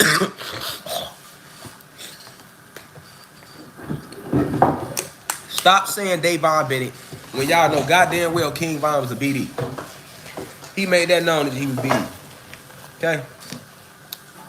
So, because you still to this day can't name one GD rapper, including myself, that's blew up from Chicago that let you know that the GDs are being blackballed in the music industry. And definitely in Chicago, nigga. I just started in 1990. Definitely, Free Chief Malik. I started from 1990, took y'all up to 2021. So that's how many years? From 90, that's 91. So, it's 01, that's 10 years, 11, 20 years. That's 30 years, nigga. Come on, y'all. Y'all can stop acting like y'all ain't blackballers, B. It been 31 years, ain't no gangster disciple from Chicago ever blew up, man. Who y'all think y'all fooling in Chicago trying to act like it ain't like that? Now, somebody mentioned Tay 600. Let me mention his ass. I've seen that this is my issue with Tay 600. I don't even know him personally. And he don't know me. But I'm going to say this. Anytime I seen Tay 600 speak, to me, he came off as a real one. I never seen him dissing. I never seen him say no other shit. But then I seen him do a video saying man, yeah, Fredo was BD. Anybody on Chief Keef and them side, they all BD. But I seen Tay 600. He was like, man, I'm seeing all these fake ass GD, everybody fake repping GD and this and that. And it wasn't just him, it was others saying it, but definitely him, right? My thing was like, damn, I ain't got no beef with him, but I peeped that was like some fake hate and shit, because I'm like, how can everybody sit here and get mad and say it's all these people repping GD that never repped it? Of course there's a bunch of people that's gonna once the song blow up, now they throwing up the ranks. They don't know what GD mean, but if the song hot and it's catchy, now they gonna be saying they done let the GDs in the door. That's no different than the Bloods. Niggas don't know the blood sign and what it mean, other than real bloods. Right? And there ain't no blood. But guess what? When Lil Wayne started Suwoo ganging and Waka came out, boy, all of a sudden everybody was bloods, nigga. Fuck out of here, nigga. And guess what? I was GD'd in. But on my soul, I watched it all expire out, nigga. Lil Wayne came out first. I don't even know how he's a blood. He rapped his whole life. But niggas still believes him, though. All of a sudden, Lil Wayne pop out. He was the one repping blood the hardest and making it cool. He made pills cool. He made popping pills cool. He made sipping lean cool. That was all Lil Wayne, along with the locks and being a blood. Nigga, everybody started saying Suwoo. Everybody, even in Chicago, niggas started calling themselves Suwoo. Come on, man. Nigga, when Nipsey Hussle died, how many people I seen throwing up the Crip sign and your ass ain't never been to LA? You know you ain't no motherfucking Crip. I seen females Nipsey Blue. You ain't even no Crip. I seen Russell Westbrook put up 20, 20, and 20 and talk about that for Nipsey because he was a rolling 60s. Forgetting the whole fact that rolling 60s is supposed to be a fucking deadly game. But that ain't stop America from repping Nipsey Blue and the Crips all of it in the rolling 60s all of a sudden when Nipsey died. And ain't nobody say shit. Nobody said shit. When the BDs blew up, when Chief Keef came out, nigga half of Chicago flipped BD. I seen that all too. Nigga, before Chief Keef came out, nigga, it was more GDs than BDs. Nigga, Chief Keef came out, nigga, everybody was GDK and BD all of a sudden. And this will blow me the most, y'all. The biggest motherfucker that did it was Lil Durk himself, y'all. Lil Durk used to be GD. Oh my God, B. This the shit that get me with y'all, man. This the shit that get me with the internet. Lil Durk used to be GD. His daddy is an outstanding member for us. Lil Durk. Alright? Oh, man.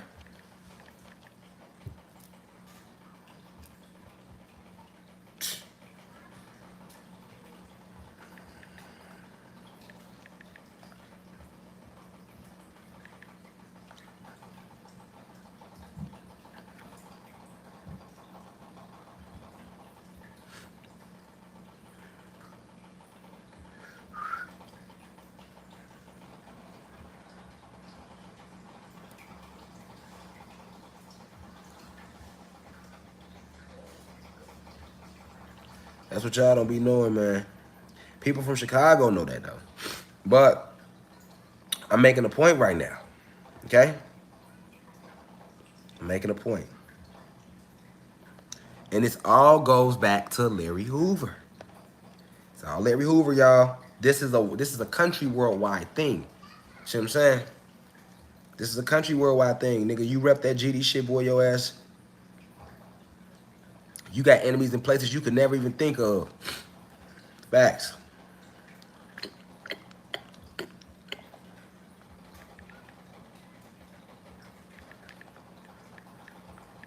So, my thing is this, right? It was a lot of motherfuckers, man, that was GD, man. Like, you know? Look. Let me show you. Larry Hoover, right? Larry Hoover is this like so bad in this country that when Derrick Rose got caught throwing the ranks up, the NBA came down on him for that. Check this out. Y'all remember when Derrick Rose did this, y'all? That's Derrick Rose throwing up GD right there. Because Derrick Rose GD. He come from Inglewood. That's GD. They GD affiliated. Derrick Rose GD affiliated. But when this picture came out, nigga, the NBA came down on his ass. Meanwhile, but it was okay for Russell Westbrook to put up 20, 20, and 20 on national TV and then say, I did that for Nipsey, for the Rolling 60s. And not get suspended for promoting a gang that is a so-called gang on national TV. Shouldn't that hurt the NBA endorsements? None of that happened, nigga. Pay attention, nigga. Russell Westbrook repped that shit. And then motherfucking nothing happened to him. But this how bad they don't like Larry Hoover though. See what I'm saying? Derrick Rose throw up Larry Hoover shit. Look at him. Now look. A lot of these niggas. Now Polo G, he ain't no false flagger. He always gonna drop them ranks and his ass a cobra. And I respect that about Polo G. But a lot of these niggas, you know what I'm saying? That go Lil Durk right there. I'm not trying to hit nothing. Throwing up the ranks. That's Lil Durk right there throwing up GD. I ain't trying to hear shit, niggas. See, niggas forget. Niggas forget. And I mean, you can do this with a lot of niggas. That's Lil Boo, you know what I'm saying, that was from 600 that throwing up GD. They got killed in a gang war. All right? But he flipped. He ended up being BD. This all came after Chief Keef. Now, King Von ain't, they say King Von used to be GD. And then he became BD. All right? We can go on and on. There go Ty Dow, Chief Keef. He ended up getting killed. Chief Keef BD crazy. When Ty Dow blew up, everybody knew him for being a BD. That's because niggas ain't know that before Chief Keef's song came out, nigga. Everybody was GD. Everybody was GD. And then Chief Keef blew up, and niggas wanted to get on, so now everybody started becoming BD and GDK. Even 600 Breezy used to be GD. Come on, y'all. Look at this, man. Look at this, y'all. Look at these niggas throwing up the ranks. Look, that's 600 Breezy. That's Lil Durk. Y'all see what I'm saying? I don't lie about shit. And that's all pre Chief Keef, y'all. Then Chief Keef blew up, and since he had the money, everybody want to flip BD all of a sudden. That's why I don't be respecting these niggas. Y'all. I know the real, y'all. I'm from here, y'all. So you gotta understand, I don't be just speaking on shit. I know niggas is the worst type of nigga, the worst type of individual you could ever be, man. All right? So my point is this, though. Why all of a sudden, since the GDs get one song, now niggas is, oh man, Joe, you know, I feel like it's a lot of bunch of fake GDs, you know, repping that GD shit, you know. Why does that matter? Nobody said that when Chief Keef came out and the whole Chicago flip. Nobody said that when Chief Keef came out and the whole Chicago flip BD. Everybody was GD before Don't Like came out. Before Don't Like came out, everybody was GD. Only nigga that's a big rapper, I'm talking about the rappers. The only that's big, that's known. Only big rapper that ain't flip up, Polo G. He was always that. Come on, man. Everybody was GD until I Don't Like came out. Look, what more evidence do you need? Come on, man.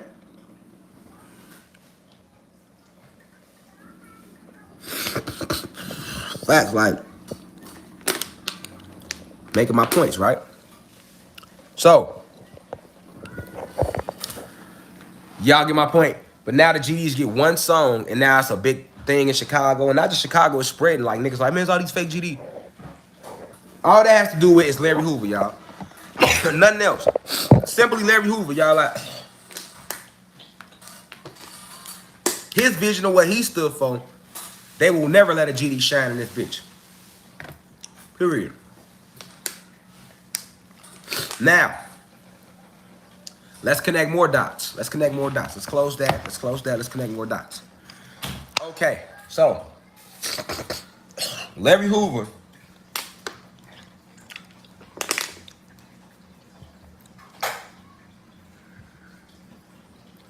he had a certain concept, right?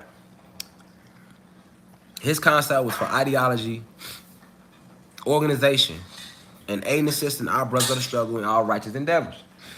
That didn't just apply to like people that was in the organization. That applied to our community as a whole, because that's what the fight was about. Yeah, originally.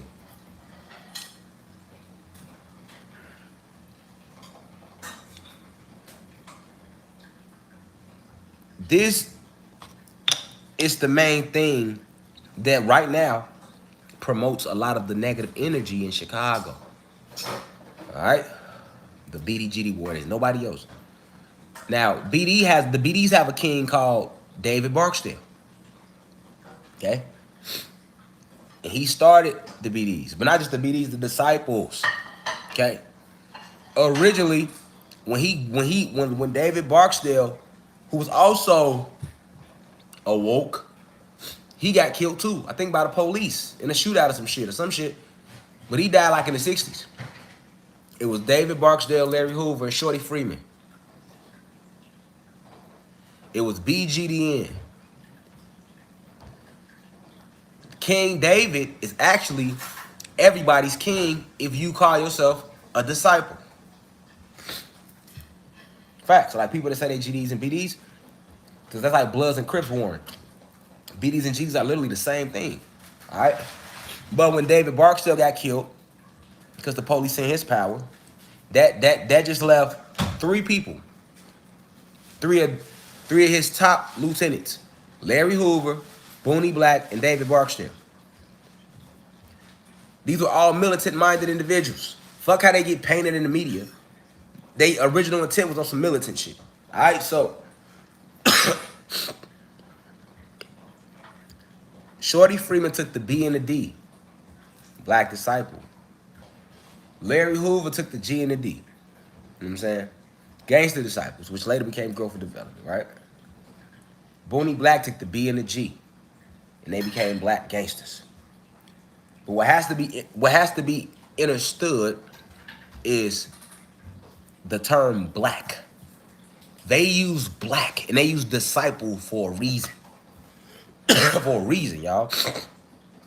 Because Larry Hoover's fight was with the system, the oppressors.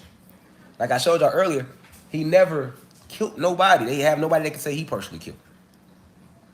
So he sat down for a murder that they said he did. BG stands for Black Gangsters. The reason a lot of people, if you're not from Chicago, never heard of Black Gangsters, all right, is just simply due to the fact that there's no big rapper that's a black gangster that's blew up. So you don't know black gangsters, but they new breeds. They exist. They in Chicago. All right, so this whole nation was concocted by three kings, three gods with a vision. That's what I'm trying to get y'all to see. So Larry Hoover literally is sitting in jail doing 6 life sentences because they feared that if they was to let him out right now, he still has the same mentality, but even more now. He been in jail all them years, and he still got a lot of power. So right now, if they let Larry Hoover out, it's a lot of people that would listen to him, believe it or not, and that would end a lot of shit in the streets. Feel me? They don't want that. With the leaders locked up and out the way, the elites can control the subunits of the organization and turn them into gangs, give them drugs, give them guns, get them to kill each other, and then stand back and say, hey, now let's come up with laws for drugs. Now they got a reason to put you in jail, in their jails. Now let's come up with laws for guns. See what I'm saying? But this is all a setup. It's all part of their plan. Larry Hoover is an actual political prisoner, though. He's not a gang leader. But look at how they talk about him, though. And it's basically because, like I say, you got these dumbass GDs and BDs out here right now to this day. They just killing each other like a motherfucker. And killing people and robbing people and selling drugs. And then they rep GD or BD. So it makes it seem like, oh, okay, well, shit, that's what they about. No. No. Honestly not. Honestly not. All right? That's just like in this university right here. Those who've been in this university, y'all know my vision and what I stand for, what I represent, right? But the elites would love to do something to me, right? And then so all y'all can fall. Like we cut the head off. Now we can make up all type of narratives, and everybody in the university gonna start beefing with each other. And there we go. And then now everybody that's saying they Anunnaki gods, let's say 20 years pass, I'm locked up. Ain't nobody out there to tell the people what Anunnaki gods really about. Now 20 years from now, you got shorties running around talking about they Anunnaki gods, but they killing motherfuckers. And then they got me listed as a fucking, like, that's what they did to Larry Hoover, man. Like, this is what I'm showing you. Feel me? Like, the deeper picture of a political prisoner. You know what I'm saying? Like, you cannot look at Larry Hoover as a gang leader or a gang member or any of that, because he was never that. Those are lies. All right? Those are lies. The same go for Assata Shakur, Tukey Williams. Even Tukey Williams, like, why do you think they didn't want to let Tukey Williams out? That was another political prisoner, gifted, intelligent, writing books. They would never let him out because they knew what would happen if they let him out. They executed that man. These are leaders. Do you know how many GDs it is in the world? Boy, if they let Larry Hoover out, you talking, boy, that's all he got. It's probably about 10 million GDs. Boy, that's a lot of power. That's 10 million. That's a lot of power for one person now. Shit, I'm GD. Imagine if Larry got out and just hit me up. Look how many people I got under me now, that listen to me. Now you got other people that's, you know what I'm saying? I'm just painting a picture. You just for a small example. You know what I'm saying? Like, our struggle is to grow and develop, and that wasn't just for if you was a member. That's for our people. Like, it's for our people to grow, develop, look, listen, learn. Like, does that sound like gang literature to y'all? Does that sound like gang literature to y'all? Like, y'all would be surprised to read our blueprint. Y'all would. Y'all would, like, you'd be like, damn, this, what the fuck? This don't sound like no criminal shit.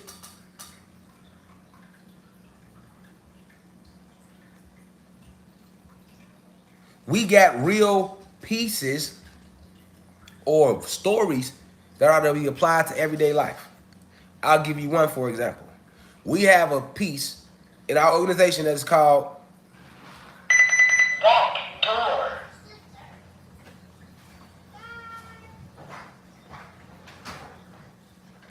Okay, so we got a piece in our organization. This is Larry Hoover's vision. This is what he teaches. These are Larry lessons. That's why I be like Free Larry, or real members that know say Free Larry or Free the Old Man. All right? Free the Honorable Chairman, right? Do gangs have chairmen? No. Companies have chairmen. Organizations have chairmen. You see what I'm saying? The media have call us, you know. But we got a piece that Larry Hoover and them came up with. It's called the 3 M's. Small mind, mediocre mind, great mind. And it goes just like this. Small minds discuss people. Mediocre minds discuss things. But great minds discuss ideas. That's part of Larry's vision. It's called the 3 minds, 3 M's, which stands for the 3 minds. That's in his literature. You know how many GDs don't know that? Did I just say that won't know that? Some will, some won't. See what I'm saying? If they really in tune, they gonna know that.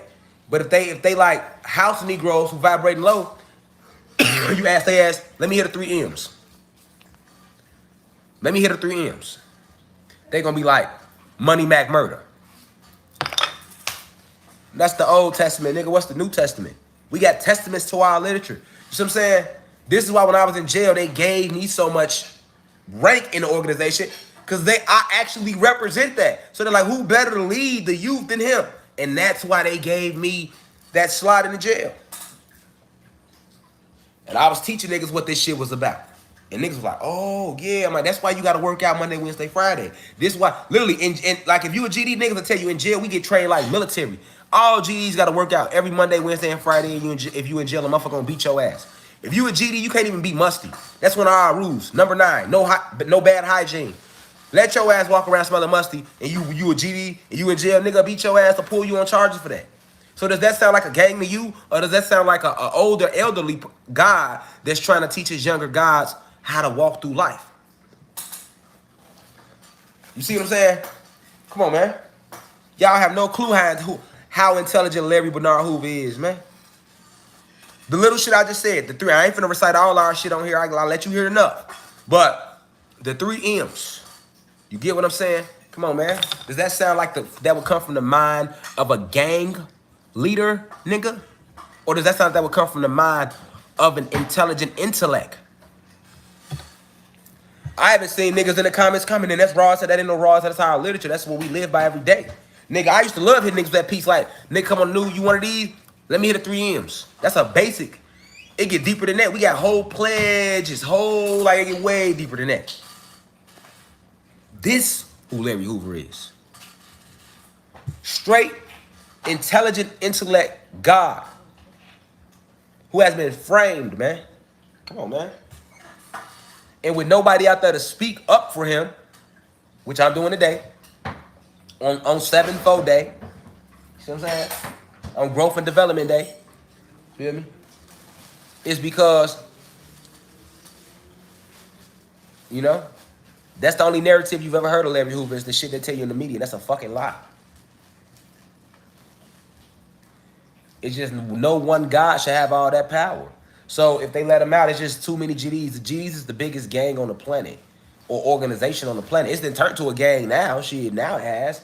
Shit, like, and niggas as GDs don't even kick it. Niggas don't talk. It's some whole other shit now. That's why I don't even deal with it.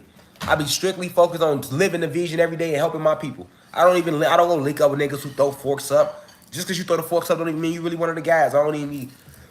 I'm looking at how you living every day. Are you practicing these principles that the Honorable Chairman Larry Hoover instilled in us? Or are you just out here capping like you us?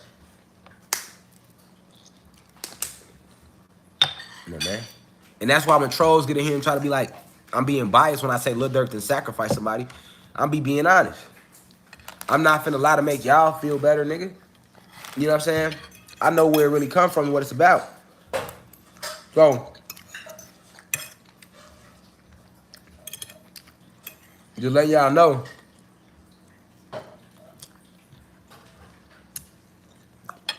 That we got many, many, many individuals who have tried to make a change in this country in their own little way. And some of them are militant. And when you're militant, the elites get scared because they think about how we were anciently. They know we ancient beings. So they get scared. You feel me?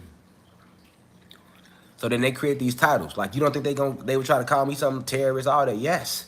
That's what they do to try to move people away from people that have power to sway a lot of people. Why I would never let them take me to jail. They would try to take me where Larry Hoover at. I got too much. My soul too strong. What I look like? That's why I said I'd never let them kidnap me. I know what it is with me. Nigga, we gonna get to it. And that's just what it is.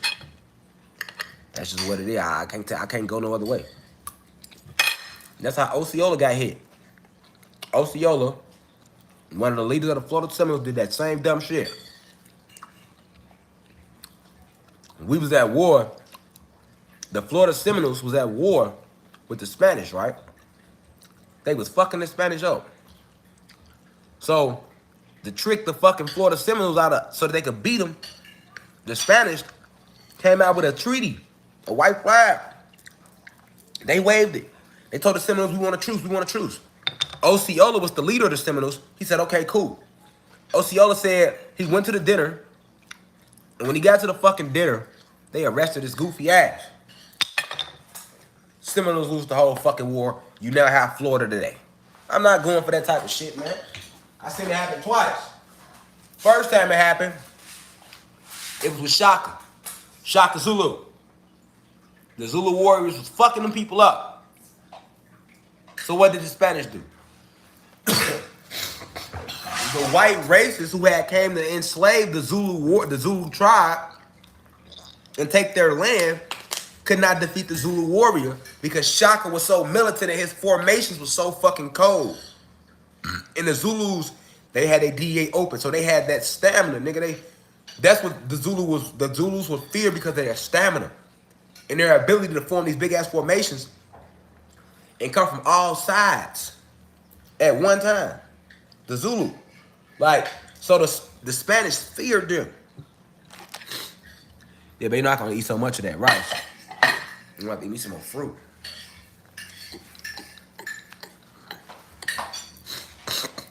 But the Zulu, they feared them, y'all. Thanks, man. They feared them. I took that lemon juice and baking soda, you hear me, babe? I'm about all this shit been coming up the whole time I'm on live, and I feel way better. I'm everything coming out. That's exactly what I need. The turmeric. You want the turmeric shot? What you talking about? The one you just did. I'm saying we can do it again before you get out. Okay, cool. I love you, babe. Beautifulness. So, basically, that's what happened to Osceola, y'all. Osceola fucking tried to go meet up with the Spanish at a fucking dinner because they waved the white flag and they tricked his ass and he went and they motherfucking captured him. They did the same thing to Shaka Zulu. So I know one thing I know about the oppressors. That's why y'all got to study history. It repeats itself. Anytime the oppressors feel like they can't defeat you, they will pretend to wave a flag of peace and treaty to lower your defensive. They do it today. They see us rising. Now they want to give us a black president. They see us rising. They see us rising. Now they want to do some shit. These blueberries be hitting. They see us rising. Now they want to act like they're giving us a law. Like last month. We rising. Now they want to make Juneteenth a holiday all these years. That's what they do. So that some of us can be like, yeah, y'all ain't that bad. You got to study history. You hear me? And you got to know that we cannot never forget about our political prisoners that's still locked up right now. God, we got gods and goddesses who are still locked up from their fight and their contributions they made to the struggle from the fucking 1960s and 70s and 80s, y'all. Real life shit, man. Free all the political prisoners, man. But this was my first one, y'all. I got 9 more episodes coming. Also, I'm not going to be public no more this week. Only on my website. So y'all need to go sign up. I got the good downloads coming this week. We're going to start with my History of Africa lecture. I got a lecture coming up on mosquitoes, flies. We going in. All right, so y'all come to the website, www.uci.online. I just gave y'all 3 lectures in one today. You get what I'm saying? 3 separate lectures in one. We talked about 4th of July, where it came from. We talked about Sha'Carri Richardson for a second. And we dove into the Honorable Chairman and political prisoner, Mary Hoover, who was locked up at ABX. Free him. But you understand, this is a war that we will win, y'all. I hope you were able to sit here and gain some insight today. There's no such thing as gangs. But just remember that when you see these Bloods and these Crips and these GZs and PDs, most of the people that's rapping gangs today is kids. They all under 19, 18. They don't know what that shit is about they're a part of, just like we didn't know when we was out there. So you just got to know that's what I'm talking to y'all so you can understand why these gangs originated. They were militia groups formed in the 50s and 60s to fight against the oppressors, man. All right? Go look into the Black Peace Stones versus the Black Panthers. The feds was sending all type of bullshit toward them, trying to get the Peace Stones to war with the fucking Black Panthers.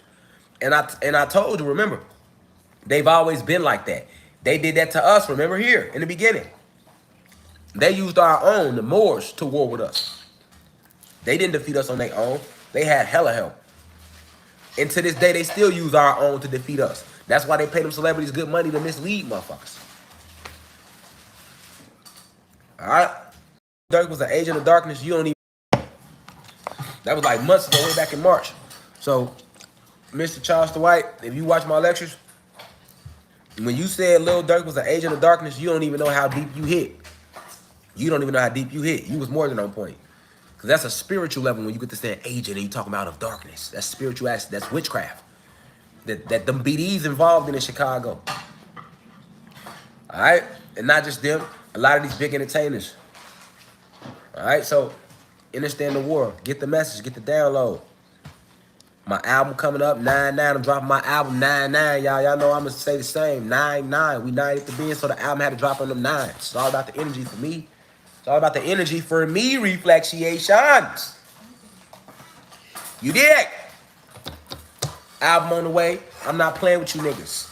I'm finna go ahead slaughter the rap niggas and give it a high frequency because I know they ass fake.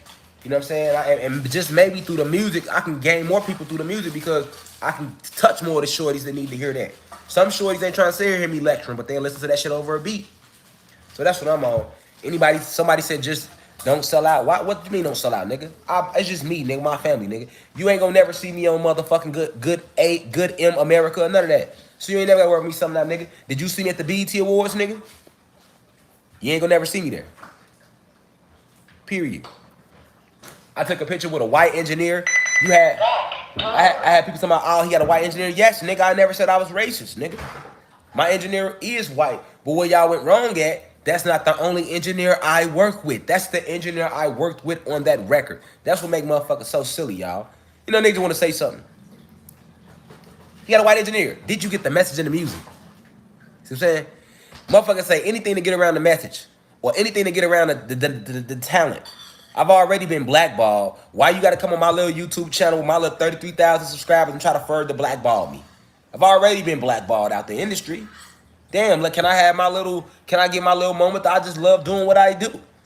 You feel me? Like, nigga, that shit make me happy, nigga. I love making music. Nigga, I ain't finna just stop, because fuck out of here, nigga. All the contributions I make to humanity, and yeah, humanity and the gods and goddesses, nigga. And I can't do me. I can't have a little leisure time for me. You know what I'm saying? No, I can't have a little leisure time for me. Fuck out of here, nigga. And I'm teaching niggas through the music. I ain't trying to hear shit. I'm going to drop me an ass shaker, too. If y'all think I'm not going to drop me no ass shaker, I'm letting y'all know right now, I'm definitely going to drop me an ass shaker. I might have me at least once. So what's an ass shaker? An ass shaker video just means, like, I got to have a video with a bunch of goddesses going crazy in that bitch. Feel me? But we can't not deny the fact that we been dancing. Nigga, we been dancing, we been twerking. Go look at ancient Africa dances, nigga, in Jamaica. Nigga, that's twerking and all that. Dance hall, what you think that is? We been doing that. So I can highlight that because I actually uplift our goddesses. So they know I'm not showing that. And I'm not hiring no models with no fake bodies. I'm not highlighting none of that fake shit, Joe. Letting you know now. I'm not highlighting no fake shit. But don't get in my shit and expect me to be on some common shit neither. I'm not common. I'm more gangster than common, nigga. I come from a whole different background than common, nigga. You know what I'm saying? I'm a warrior, G. I was really thugging in the streets, man. So although I left that alone, that don't mean that shit ain't still in my essence. It's still in me. You can never not be who you are. You know what I'm saying? No matter where you go, you are what you are, player. Ain't that what Jay-Z said? That's going to be my caption on my next picture on Instagram tomorrow. Watch. Y'all going to wake up to it. I'm going to put a raw-ass picture up or something to caption it. That's the realest shit Jay-Z ever said. Because I ain't going to lie, Jay-Z said a lot of real shit in his lyrics, and I love his business mind, but him selling out and doing what he did later on in his career, I don't fuck with that. But far as like, when that nigga said, he said, no matter where you go, you are what you are, player. And you can try to change, but that's just the top layer. Man, you was who you was before you got here. You know what I'm saying?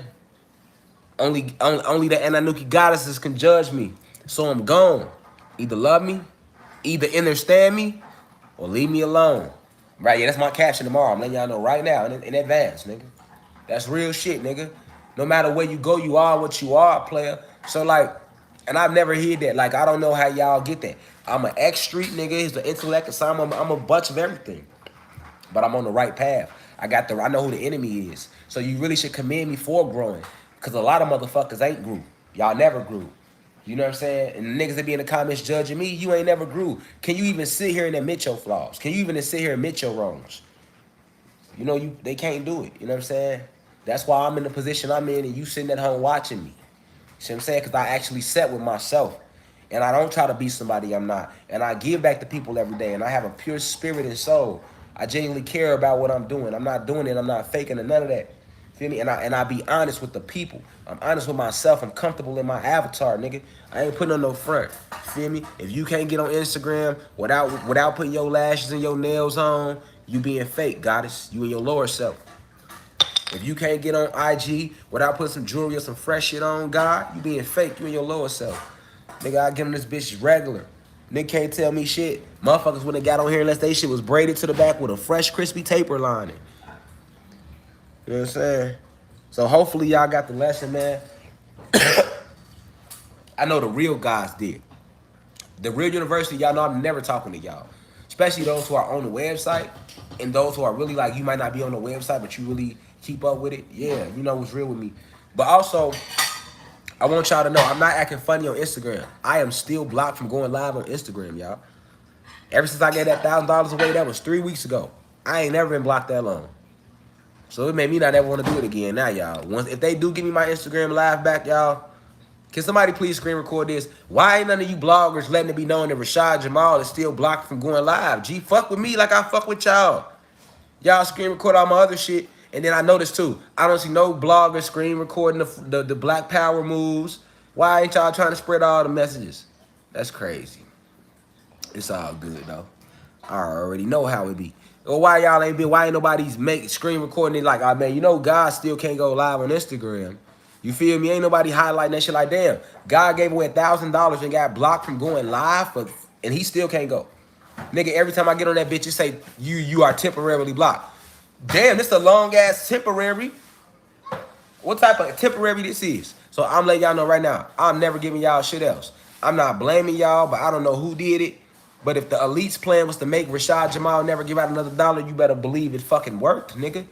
Nigga, I'd have had posts deleted. I'd have been on live actually saying shit about the elites and got blocked, and I was only blocked for 4-5 days, and it made sense to me. Oh, they blocked me for trying to give back to my community, y'all. They don't want me to raise the vibration. That day, we literally ain't talk about nothing, no nothing, and got blocked. I might not never get my live back. Ain't no telling. So that's why y'all gonna have to come to the website or catch me when I'm on here. But ain't no way everybody should know that neither. Because there's just too many people still asking, hey man, you blocked from going live? You must have just started following me yesterday. You had to. Can somebody please let the world know that Rashad Jamal is still blocked for giving money away? But when Lil Baby passed out shoes and Kodak Black gave out air conditioners to his hood, them niggas ain't get blocked. They ain't get blocked. Can somebody up on Instagram let me know? I mean, we know what it really is. Y'all know I'm being funny. But can somebody on Instagram let us know? Why is Rashad Jamal blocked for... All he did was give $1,000 to his community that anybody could have won. And they like, I picked the person. I picked the number. I picked the number, nigga. Anybody could have won that. You feel me? Anybody could have won that. Yeah, y'all. So, you know, I can't be... You know what I'm saying? Y'all, I'm an example of you really can't win for losing, y'all. Let me be an example that you cannot win for losing. So don't try to please people. Just do you. So now I'm gonna be like that. I don't want to hear shit, nigga. Ain't no damn he changed. I ain't changed shit. I know who really fuck with me, and I know who don't. I know on Instagram that y'all don't fuck with me like that. Somebody did it. I don't know who, but guess what? Then we all have to pay for it. I can't go live. And you know how irritating that is? Sometimes I don't want to give a whole lecture about some shit. I could just go live and say it real quick, but not anymore. Like what? That shit irritating for me. I'm an intellect. We already been on here damn near 6 hours straight. You can't give me no motherfucking 1 minute. This the God. I need unlimited time to just flow. So yeah, y'all. So I'm just letting y'all know, if y'all ain't been seeing no lectures on Instagram, that's why. That's why I'm posting my music and I'm posting pictures and I'm still teaching y'all. But what y'all want me to do? Make an hour lecture video and post it? Like, it don't work like that. But peace to guys, guys upon the Kai. Now we rise. One.